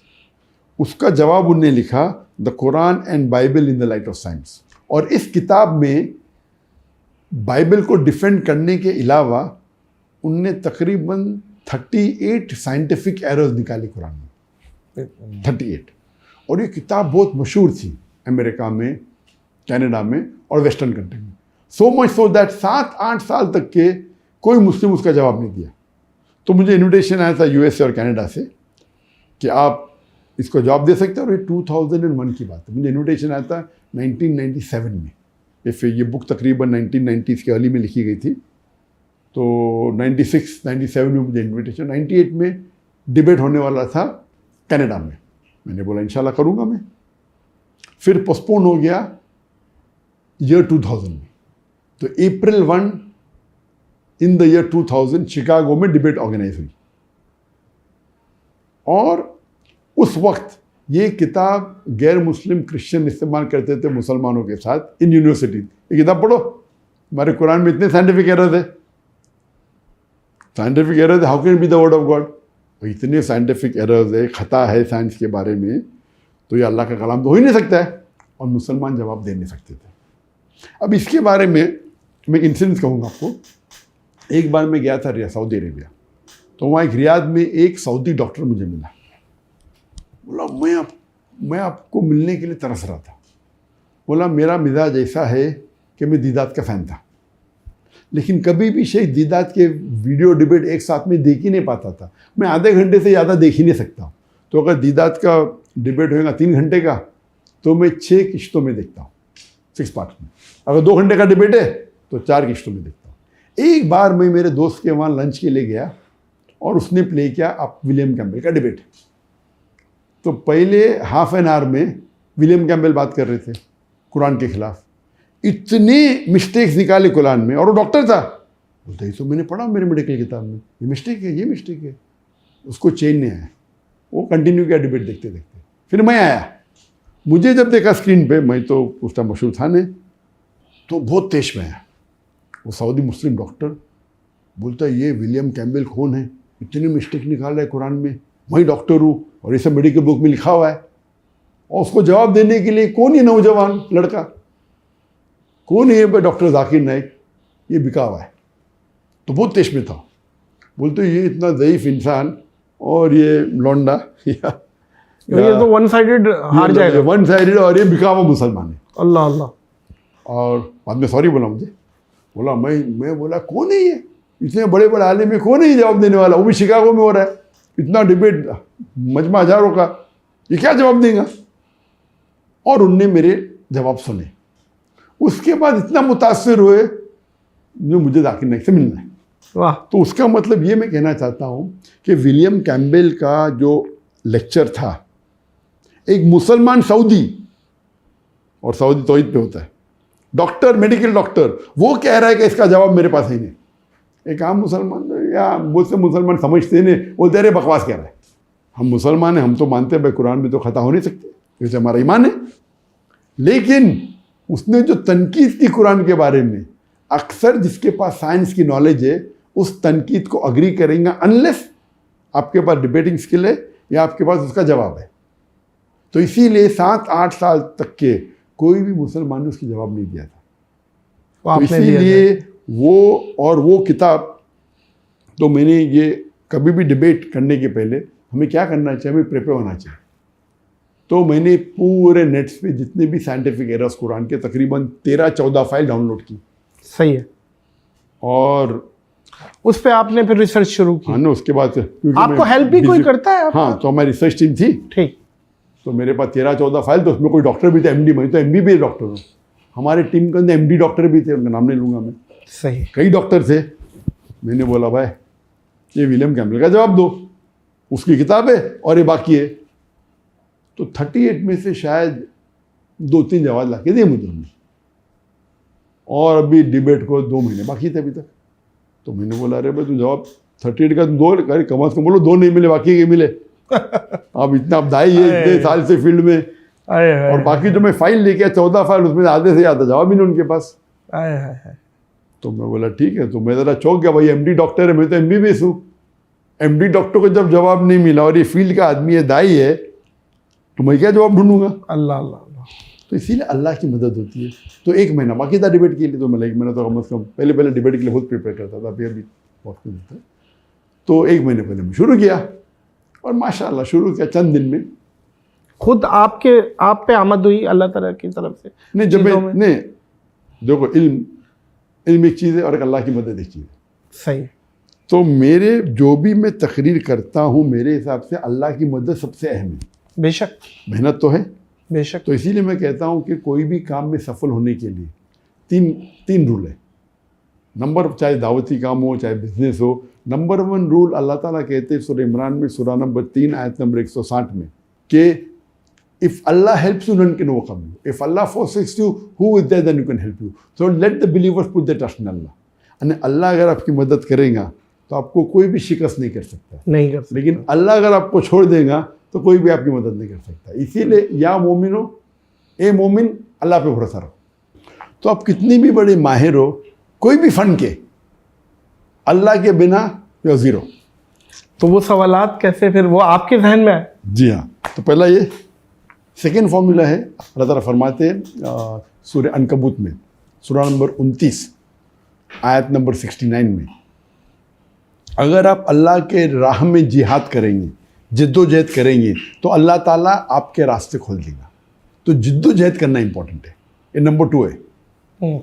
जिद्दोजहद करो, पहला अल्लाह पे भरोसा करो, अल्लाह की मदद हासिल करो, सेकंड जिद्दोजहद करो।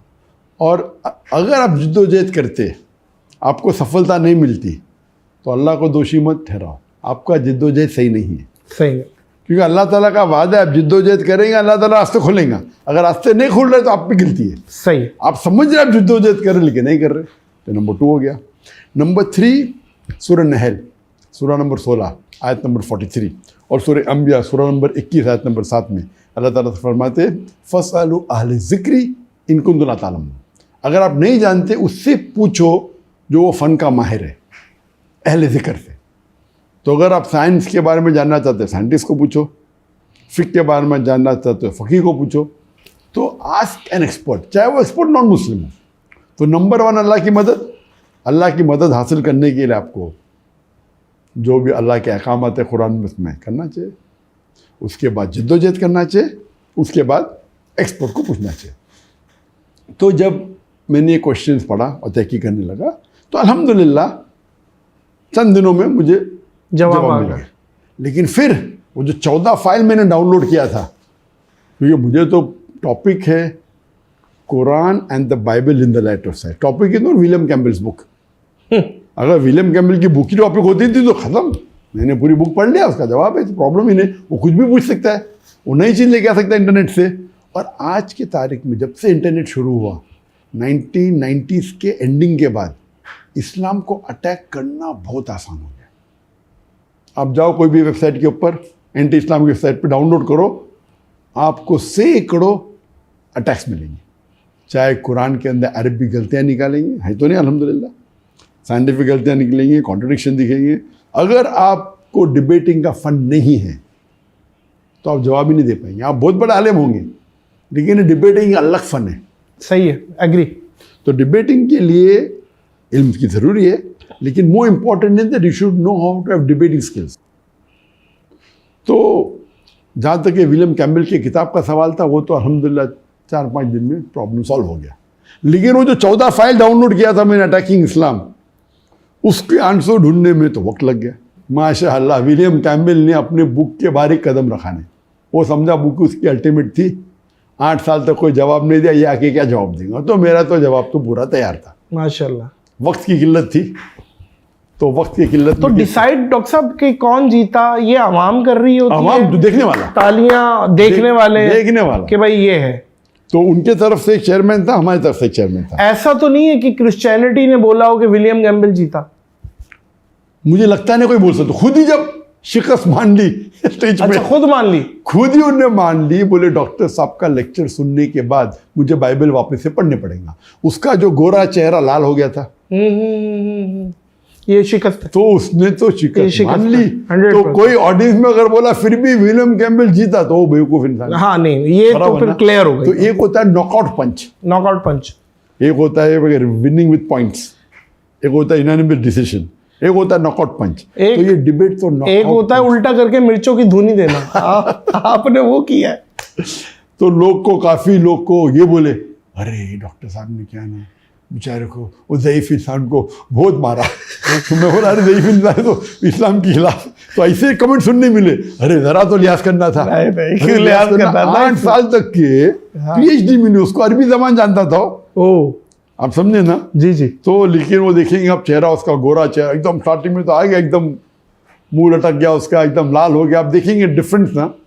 तो अल्हम्दुलिल्लाह अल्लाह। उसी तरीके से आप देखेंगे जब नॉनवेज डिबेट में इंडियन वेजिटेरियन कांग्रेस का प्रेसिडेंट जवेरी, अच्छा, बोलता है I have to go, I have an appointment. अरे डिबेट चल रहा है, प्लानिंग हो गई, तुमने मुझे चैलेंज किया, टाइमिंग फर्स्ट दे, अभी डिबेट खत्म ना, मुझे जाने का मेरा अपॉइंटमेंट है, अभी क्या हो सकता है इसका? वही भागना। तो ये तो एकदम डिबेट है, वो मुझे चैलेंज कर रहा है, बोलता मैं मेरे ऑडियंस लेवल क्या हो भाई, ये टाइमिंग सेट हो गई पूरी, अभी बाकी 1 घंटा, बोलते अपॉइंटमेंट है। और उसका चेयर, हर डिबेट में 2 चेयरमैन होते हैं, उसके तरफ से मेरी तरफ से। तो उसका चेयरमैन जो था एक सुप्रीम कोर्ट का लॉयर था, सुप्रीम कोर्ट का लॉयर। तो डिबेट के बाद मैं उनको फ़ोन किया, हो गई, दोस्ती हो गई थी। तो क्या मुझे बोलता हूँ क्या, doctor Zakir, your first sentence of your lecture when you said that if you prove an apple is better than a mango, it doesn't mean apple is prohibited. You slaughtered him. You won the debate in 1 sentence. क्यों debate का topic था, is non veg food prohibited और permitted. वाह वाह। ये नहीं था कि नॉन वेज बेटर है का वेज बेटर है, टॉपिक था इज नॉन वेज प्रोहिबिटेड और प्रोहिबिटेड। तो वो पूरे डिबेट में प्रूव करा vegetarian is better, vegetarian is better. और टॉपिक ये नहीं था विच इज बेटर, टॉपिक था is non veg prohibited for a human being. तो मैंने शुरू किया कि if you prove apple is better than a mango, that doesn't mean that mango is prohibited. तो वो लॉयर, उसका लॉयर, उसने कहा यही एक जुमला खत्म कर दिया। मैंने बोला 1 sentence I one the debate. Yes, but फिर भी मैं टाइम तो है भाई, फिर अपन ये नॉकआउट पॉइंट दे रहे थे, पूरी खाल उतारनी है।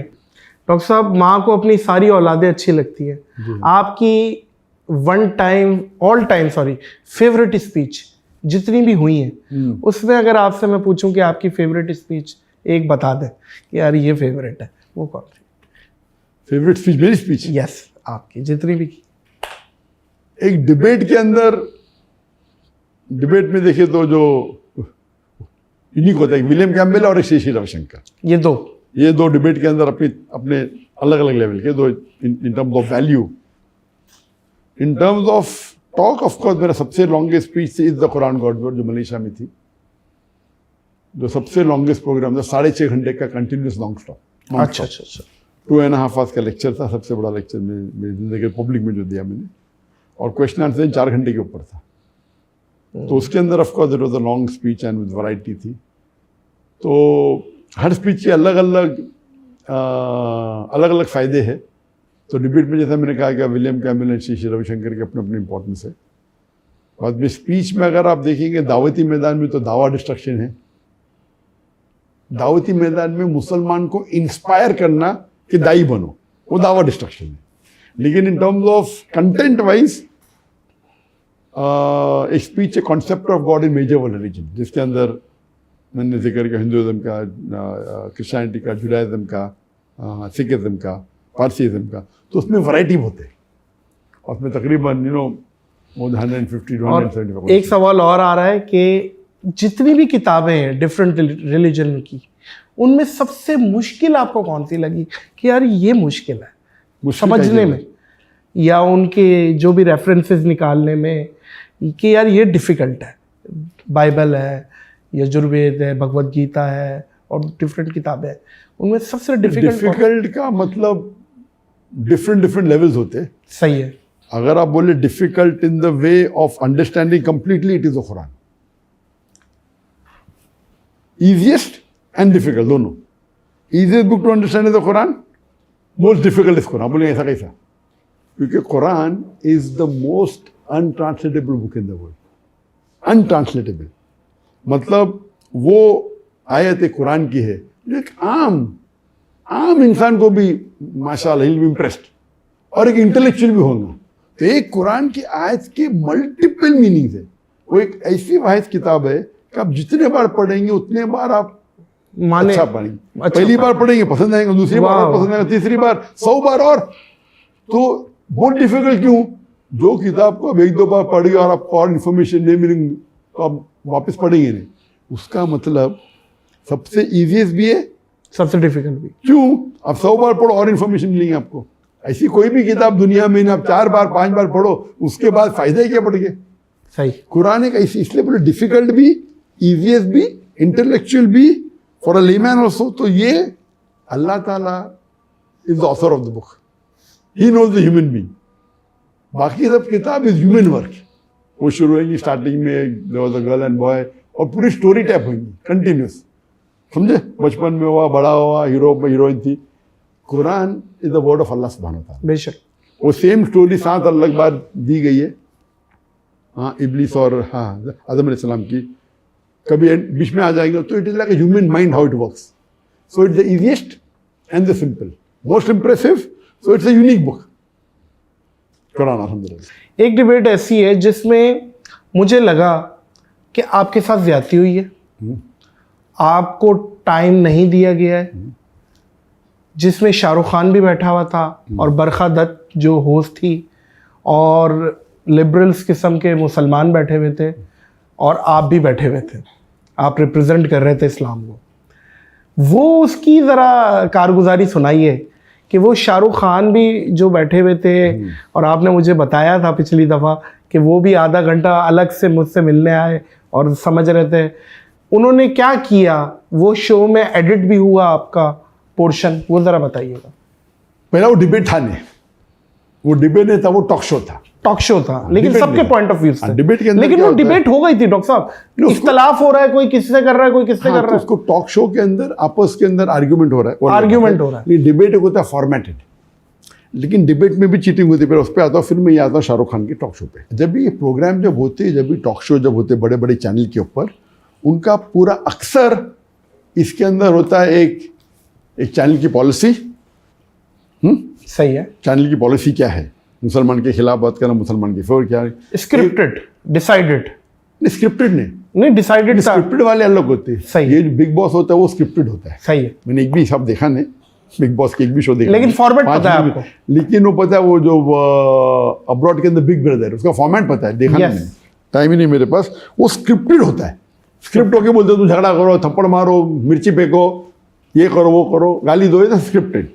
टॉक शो में क्या होता है, आप एक इंसान को बुलाते हो जो स्पेशलिस्ट है, लेकिन वो जो एंकर रहता है वो उसको मैनिपुलेट कर सकता है. और हम लोग मीडिया के आदमी हैं, चीज़ों को समझते हैं. उसके बाद मैंने तय कर दिया, अगर मैं जाऊंगा कोई भी शो में, एक होता है 1-to-1 इंटरव्यू, उसमें भी कम जाता हूं मैं, लेकिन अगर शो है तो कोई भी अगर चैनल है जो स्पेशली नॉन मुस्लिम है, वो शो में मैं नहीं जाऊंगा जब तक मेरे खुद के कैमरा ना हो.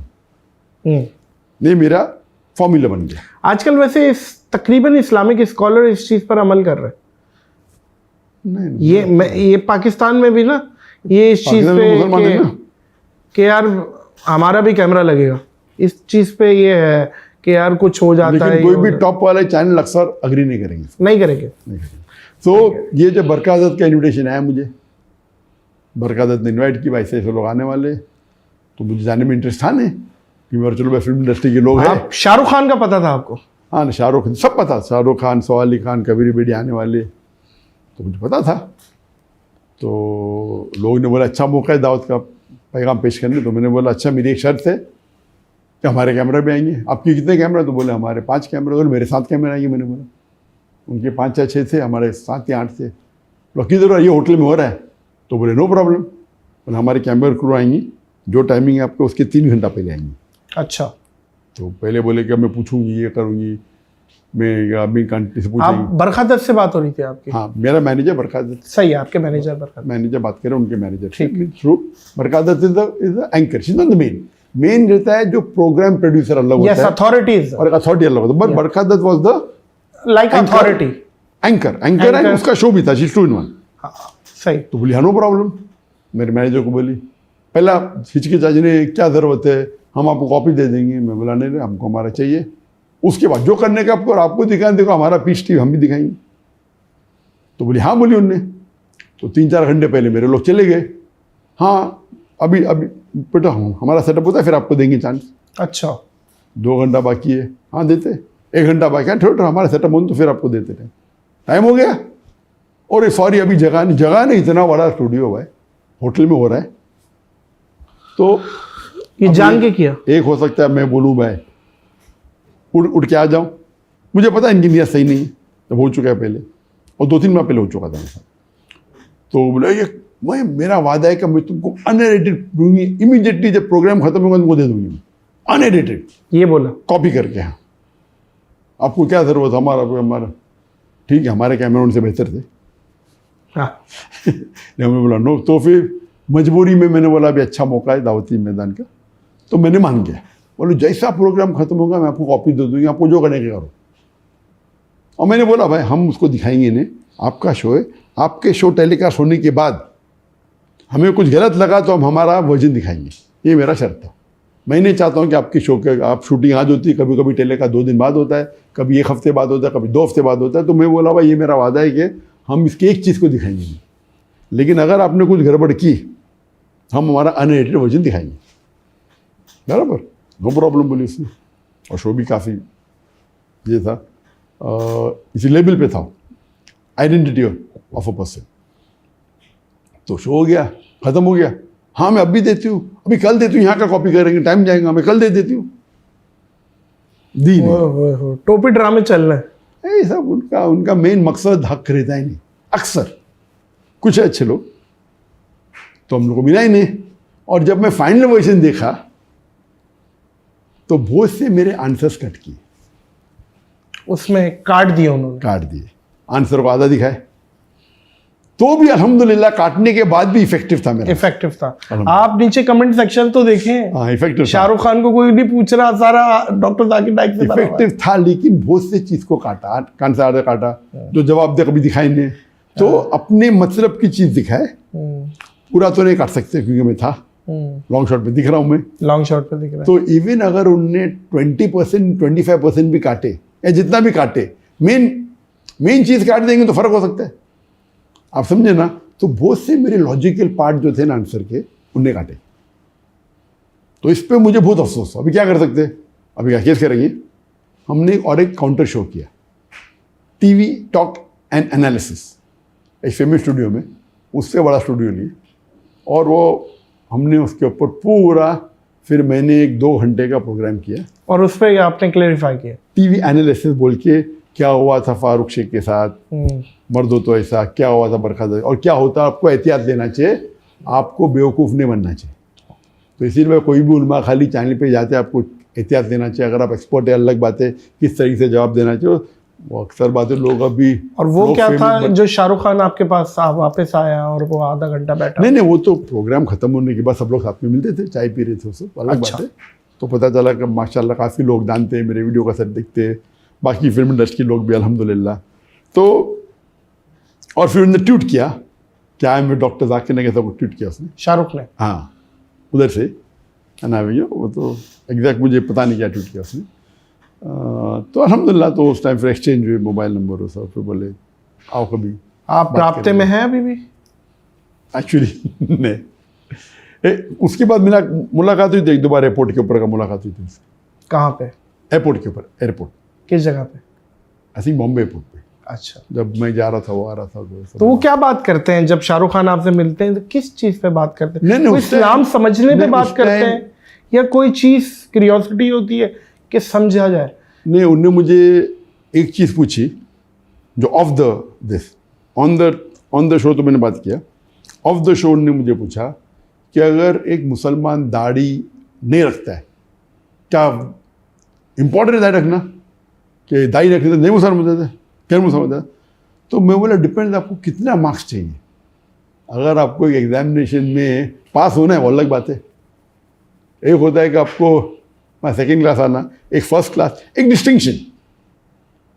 सब अमान में से तो सलाह सबसे इम्पोर्टेंट है, दाढ़ी नहीं, वो दाढ़ी भी इम्पोर्टेंट है, चारों हदीस में लिखा है। तो दाढ़ी नहीं रखे तो आप फेल है, तो जहन्नम में जाएंगे, ऐसा का नहीं, क्योंकि वो मेजर सिन नहीं है। लेकिन अगर आप स्कोर करना चाहते हैं 95 के ऊपर, तो ये सब पॉइंट इंपॉर्टेंट है। तो बोले अरे वाह क्या जवाब है। तो मैं बोला कि भाई according to all the 4 schools of thought it is compulsory, पर नए रखे तो ऐसा नहीं कि आप जहन्नम में जाएंगे। लेकिन अगर आप चाहते हैं, जितना चांसेस चाहते हैं कि जितने ज़्यादा छोटे छोटे पॉइंट्स कलेक्ट करेंगे तो आपके जन्नत में जाने के चांसेस बढ़ते हैं। जी। तो इट्स अ रिक्वायरमेंट, अल्लाह के रसूल की हदीस है, इस्लाम के हिसाब से फ़र्ज़ है, लेकिन नए रखने से जहन्नम कंपलसरी नहीं है।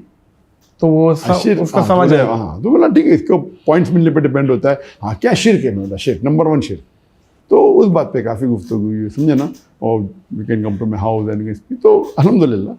तो ऐसे मौके कई मिलते हैं जो फिल्म इंडस्ट्री से चाहे बात करने मिले या होता है, अल्हम्दुलिल्लाह। नहीं बिल्कुल डॉक्टर साहब, ये बहुत बड़ी बात है क्योंकि इन लोगों की इन्फ्लुएंस है नीचे तक है। अगर कोई चीज़ अमल शाहरुख खान करेगा और आपकी वजह से करेगा, आपको तो यकीनन इस चीज़ का अल्लाह सवाब देगा, लेकिन शाहरुख खान की इन्फ्लुएंस इतनी है कि लोग भी करेंगे नीचे। इन्फ्लुएंस बहुत ज़्यादा माशाल्लाह, फॉलोइंग इज हाई माशाल्लाह। अच्छा डॉक्टर साहब, जब मैं आपके पास आ रहा था, कुछ मोस्ट आस्क्ड क्वेश्चन थे लोगों के, अगर आप इजाज़त दें, क्योंकि कुछ कंट्रोवर्शियल भी हैं कि मैं चाहता हूं कि ज़रा कुछ क्लेरिफाई भी कर दें। सबसे पहले यजीद के मसले पे मैं लाना चाह रहा हूं आपको कि इस पे बहुत डिस्कस हुआ और आपका भी क्लिप आया कि शिया हजरात मेरे फ़ैन और मुझसे बड़ी मोहब्बत करते थे, लेकिन वो गिला करना शुरू हो गए, नाराज़ होना शुरू हो गए मुझसे कि ये क्या कह दिया आपने। तो ये ज़रा क्लेरिफाई करें, आपने दो शहजादों की जंग कहा, करबला को और यजीद, इसमें क्या था आपका या क्या मकसद है, ये ज़रा क्लेरिफाई करें इस चीज़ को। एक चीज़ समझ लो कि दाई का एक मकसद होता है कि जहाँ तक के अपनी मेन दावती मैदान है उस पर फोकस करें। जो चीज़ मेन नहीं है, एंसिलरी है, मतलब दूसरे कोई टॉपिक पे है, मिसाल के तौर पे पॉलिटिक्स की, वो सही है गलत है, कोई भी कंट्रोवर्सी पे लेके अपने मेन फोकस से हटना नहीं चाहिए। सही। लेकिन लेक्चर में मैं कोशिश करता हूँ वो हक की बात सही या गलत वो बाजू में, उससे अगर दावती मैदान में कोई फ़ायदा नहीं होता तो उसको अपने टॉपिक पे मत लेके आओ। आप समझे? वो टॉपिक पे जिस पे डिस्कस करके अपना मेन मुद्दा जो है दावती मैदान का, उससे नुकसान के ज़्यादा चांसेस है तो उसको जिक्र ही नहीं करना चाहिए। आप समझे? ये रूल है। लेकिन उस वक्त क्वेश्चन आंसर पे कोई क्वेश्चन पूछ लेता है, वो एक तकरीर ख़त्म होने के बाद हमारे पीस कॉन्फ्रेंस में एक हिंदू ने कोई सवाल पूछा और सवाल पूछते पूछते इस्लाम को प्रेस करने के तरीके में उसके बारे में कह दिया। तो ये जो कंट्रोवर्सी थी उसका जवाब तो पूरा मैंने मुकम्मल दे चुका है और कंट्रोवर्सी ख़त्म हो गई। अगर वन लाइनर इसको अब ये वापस से लेके आएंगे, मैं जवाब फिर से दूंगा तो कुछ फ़ायदा नहीं।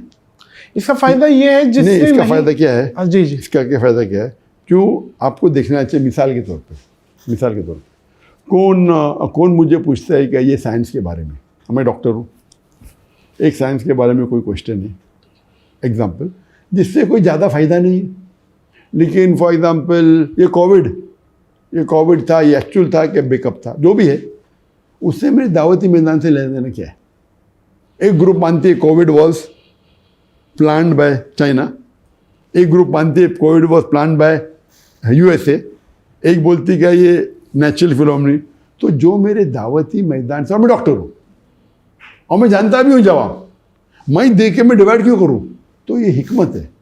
कुरान की आयत है सूरह नहल में सूरह नंबर 16 आयत नंबर 125, उदु इला सबील रब्बिका बिल हिकमा वल मौइज़तिल हसना वजादिल बिल्लती अहसन, invite all to the way of the lord with wisdom and beautiful teaching and argue with them and reason with them in the ways the best most gracious. अभी ये मुद्दा आ गया, ये मुद्दा को पूरा जवाब दिया, हर एक को जवाब दिया, ये ख़त्म हो गया। अभी 2007 का काम था। हाँ, अभी आप पूछे 17 साल बाद, मैं बेवकूफ़ जवाब दूंगा आप इससे, आपको देखने का यूट्यूब पे मिल जाएंगे आपको। जरूरी का नादिर अली से सुने, सही मैं जवाब फिर से दे सकता हूँ। एग्री। ये बेवकूफ़ी है क्योंकि वो मुद्दा ख़त्म हो गया। अभी it is not at all dealing with anything of the main pillars of Islam. सही। अभी फिर से नहीं कॉन्ट्रोवर्सी, अभी बहुत से शिया मेरे फैन हैं, आप क्यों उनको मेरे से दूर लेके आना चाहते हैं? अल्लाह ना करे। मैं लोग क्या होता है, आपका शो ज़्यादा देखेंगे, मुझे शो देखने में मुझे फिक्र ही नहीं, अल्लाह ने इतनी दिया है जी, मुझे फिक्र है कि आखिरत में कब मिलेगा। तो you as a Muslim also should see to it कि आप अगर शो कर रहे तो आपको सवाब कम ही ज़्यादा मिलेगा। अगर मुझे यहाँ मेरी व्यूअरशिप 1 मिलियन बढ़ जाएंगी लेकिन आखिरत के अंदर 1 मिलियन पॉइंट कम होंगे तो आप आखिरत की ज़्यादा फिक्र। बेशक वो देखिए, जवाब तो मैं दे सकता हूँ, मैं कितना डरता भी नहीं माशाल्लाह, बराबर ना। लेकिन ये it's a issue which is finish answered. मेरी नीयत यही थी डॉक्टर साहब कि इस चीज़ को आप कोई वन लाइनर जवाब दें तो मैं भी वो एक ज़रिया बनूँ आपका। और वन लाइनर जवाब है कि कुरान में शिया सुन्नी जैसा वर्ड ही नहीं है। कुरान की आयत है सूरह इमरान की सूरह नंबर 3 आयत नंबर 3, वातसिमू बिहब्लिल्लाहि जमीअन वला तफरकू, hold strongly to the rope of Allah and be not divided. Allah की रस्सी को मजबूती से पकड़ो और आपस में मत बंटो। अल्लाह की रस्सी कुरान हदीस है। तो मेरा मकसद रहा है कि जितनी भी मुसलमान में फ़िरके हैं, कोई फ़िरके में काफ़ी करीब है, कोई दूर है, कोई कुरान हदीस से दूर है। सब मुसलमान को जुड़ना चाहिए कुरान और हदीस में, ये बेस्ट है। और जितने फ़िरके हैं उसको आप आग नहीं लगाना चाहिए। इसीलिए आप पूछेंगे मैं कौन हूँ, मैं बोलूँगा मुस्लिम हूँ। मैं क्यों कौन हूँ? मैं शाफी हूँ, हम्बली हूँ, मलकी हूँ, शिया हूँ, सुन्नी हूँ, हम्बली हूँ, क्या है जमात इस्लाम? क़ाला इन्ननी मिनल मुस्लिमीन। अल्लाह कहते हैं कुरान में अपने आप को मुस्लिम कहो, कई बार है, 10 बार से ज़्यादा। कुरान में कहा नहीं कि अपने आप को सलफ़ी कहो या अपने आप को बरेली कहो या देवबंदी कहो, या हम अल्लाह के रसूल को मानते हैं मुसलमान। इसीलिए we go and meet everyone. हम जितने भी मुसलमान इस्लाम में फ़िरके नहीं होना चाहिए, बट है, मैं सब लोग से मिलता हूँ, कॉमनलिटी पे आता हूँ। ताला विला कलिमतुन सवाई में जो कॉमन है उसके ऊपर करेंगे। आप कुरान कॉमन है, अल्लाह कॉमन है, रसूल कॉमन, उन पर बात करेंगे। जो चीज़ डिफरेंट है ठीक है। हम क्या करते हैं, जो 10% डिफरेंस है उसके ऊपर लेक्चर ही देते रहते हैं। मैं वो तो 90% कॉमन है, 80% कॉमन, उस पर बात करें। बिल्कुल सही है, बिल्कुल सही है। अच्छा, कुछ 2-3 सवालात हैं डॉक्टर साहब, वो मैं चाह रहा हूँ ज़रा शॉर्टली अगर आप उसके, क्योंकि एक पूरी म्यूज़िक फर्टर्निटी मेरे साथ बैठी हुई थी, उन्होंने कहा यार डॉक्टर साहब से सिर्फ ये पूछ लो म्यूज़िक हलाल है या नहीं। इस चीज़ का अगर आसानी से ज़रा म्यूज़िक, जो जनरल म्यूज़िक है, इंस्ट्रूमेंट है, एक्सेप्ट फॉर डफ, वन साइडेड डफ, उसको छोड़ के बाकी म्यूज़िकल इंस्ट्रूमेंट्स हराम है इन शॉर्ट। उसके ऊपर काफ़ी तकरीर है मेरे। तो अगर आपको इम्पैक्ट देना है, फॉर एग्जांपल हमारे पीस टीवी पे म्यूज़िकल इंस्ट्रूमेंट्स नहीं होते, सही है, लेकिन म्यूज़िक के बहुत से फ़ायदे, बहुत से नुकसानात भी है, उसके ऊपर डिस्कस मैंने किया। बिल्कुल ठीक है। लेकिन अगर आपको इम्पैक्ट करने का है तो आप एक शरिया कंप्लाइंट साउंड इफेक्ट्स कर सकते हैं।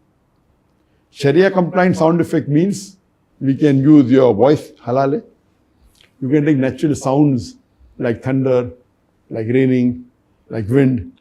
तो इसकी पूरी एक लाइब्रेरी आती है। तो हमारे पीस टीवी में we have made lot of sound effects which are halal. तो music per se is haram. Musical instrument, musical instrument except for one sided daf. डफ के अलावा सब हराम है। गिटार हो, फ्लूट हो, पियानो हो, ये सब इंस्ट्रूमेंट्स, उसमें कई हदीस है।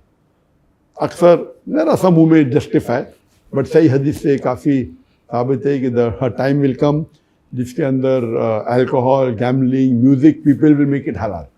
तो अल्कोहल, गैमलिंग, म्यूज़िक, पीपल ने हलाल, तो वो हदीस से कई साबित होता है कि even alcohol, gambling and music will be हलाल। तो इससे साबित होता है कि एंड ऑफ टाइम आएगा, और कई हदीस है। तो म्यूज़िक पर से एक्सेप्ट फॉर वन साइडेड डफ, जो अल्लाह के रसूल ने कहा कि अगर ईद का मौका है या वेडिंग है उसमें कोई डफ प्ले करता है, सो नो प्रॉब्लम, अल्लाह के रसूल ने। अच्छा डॉक्टर साहब, आपकी खबीब से भी अभी मुलाकात हुई थी। किससे? Khabib boxer. हाँ जी हाँ। तो वो थोड़ा सा कुछ शेयर करेंगे, उसमें क्या बात हुई या उसने आपसे क्या बात की? खबीब नबो का तो वो बॉक्सर ने, वो UFC fighter, mix martial arts. अच्छा, मिक्स मार्शल आर्ट्स। बॉक्सर अलग होता है, सही है, सही। मिक्स मार्शल आर्ट्स अलग होता है, सही है। तो यूएफसी का फाइटर है। हाँ, अल्हम्दुलिल्लाह।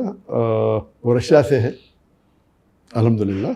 और उनकी मुलाकात सबसे पहले बार मेरी हुई थी दोहा कतर में 2022 में, वर्ल्ड कप के पहले। तो अल्हम्दुलिल्लाह बहुत अच्छी मुलाकात हुई, और मुझे खुशी हुई कि अक्सर जो मुसलमान सेलिब्रिटी होते हैं जी, बहुत कम दिन के करीब होते हैं। सही कह रहे हैं। तो उनसे जब मुलाकात हुई, बाद में उनके फ्रेंड से इस्लाम मखचफ, वो भी माशाल्लाह, तो खुशी हुई कि उनके दीन का काफ़ी इल्म था और दीन के बारे में काफ़ी जज्बा है अल्हम्दुलिल्लाह, और वो दीन के जज्बे से काफ़ी मुतासर हुआ अल्हम्दुलिल्लाह। तो हमारी दोस्ती काफ़ी करीब हो गई उसके। डॉक्टर साहब, मैं आया हूँ पाकिस्तान से जी, और ऐसा मुमकिन नहीं है कि मैं आपके लिए कुछ ले के ना आऊँ, क्योंकि एक अंग्रेज़ी की सेइंग है, we can choose our friend but we can't choose our neighbour. तो पड़ोसी तो बहरहाल हम हैं। तो मैंने सोचा कि आपके लिए क्या लेके जाऊँ, तो खुशबू से अच्छा ऑप्शन मुझे ना मिला, तो ये एक आपके लिए तोहफा लाया हूँ मस्कल महल की जानिब से, नॉन अल्कोहलिक अतर आप यूज़ करते? जी हाँ, जी ऑफ कोर्स। ये ब्लैक एंड सिल्वर प्लेटिनम और द ग्रे टूथ, ये ज़रा आप कबूल कीजिएगा। ये अक्सर ज़रा देखिएगा the grey tooth. Black and silver platinum. ठीक है, शुक्रिया, जज़ाकल्लाह, इधर जज़ाकल्लाह, आपको जज़ाक खैर। बहुत शुक्रिया डॉक्टर साहब। आप वो शख्सियत है जिनसे बात ख़त्म पॉसिबल ही नहीं है कि हो जाए, लेकिन ज़ाहिर है एक वक्त है, आपका भी वक्त बहुत कीमती है। बहुत बहुत शुक्रिया, आपने इतने शॉर्ट नोटिस में, और फारिक का मैं ख़ुसूसी शुक्रिया अदा करूँगा कि उसने एक ब्रिज का किरदार अदा किया। और यहाँ पे मैं 2-3 लोगों का, अगर आप इफ़ यू अलाउ, मैं नाम लेना चाह रहा हूँ। एक तो मेरा बेस्ट फ्रेंड ज़ैन सिद्दीकी, जिन्होंने आपको तारुफ़ कराया पहली दफ़ा, और मैंने आपको देखा और आपको घोल के पी लिया। मतलब एक एक स्पीच हमें याद है, हम यूट्यूब पे मतलब फिल्में नहीं देख रहे, हम आपकी पूरी पूरी स्पीचेस देख रहे हैं, अंदाज़ा लगाएं कि इतना ज़्यादा इंटरेस्ट पैदा हुआ। फिर उसके बाद खान जी वाले हैं जो यहाँ पे मलेशिया में होते रहते हैं, वो एक ब्रिज का किरदार अदा किया। फिर एक अरशद भाई हैं, उनके साथ उन्होंने किया। फिर फारिक ने तो एग्जीक्यूट ही करवा दिया। बहुत बहुत शुक्रिया आपके वक्त का, और hope to see you in Pakistan soon इंशाल्लाह, इंशाल्लाह। अल्लाह पाक आपको मज़ीद कामयाबियाँ, तरक्कियाँ, अल्लाह आपको ज़वाल नेमत से बचाए, अल्लाह आपको मज़ीद दीन का काम ले आपसे। बहुत बहुत शुक्रिया डॉक्टर साहब। मोअज़्ज़िज़ ख़वातीन व हज़रात, इस पॉडकास्ट को ब्रेक लगाएंगे। डॉक्टर साहब, मैं अच्छी पॉडकास्टों के लिए एक बात कहता हूँ कि ये पॉडकास्ट मैं ख़त्म नहीं कर रहा, पॉज कर रहा हूँ। कहीं मौका मिलेगा तो रिज्यूम कर लेंगे डॉक्टर साहब, अगर आपकी इजाज़त हो तो इंशाल्लाह। इस पॉडकास्ट को पॉज करेंगे, इस दुआ, इस यकीन, इस अपनेपन के साथ कि अपना और दूसरों का बहुत ख्याल रखिएगा। मुझे और the great doctor Zakir Naik को दीजिए इजाज़त। अल्लाह हाफ़िज़।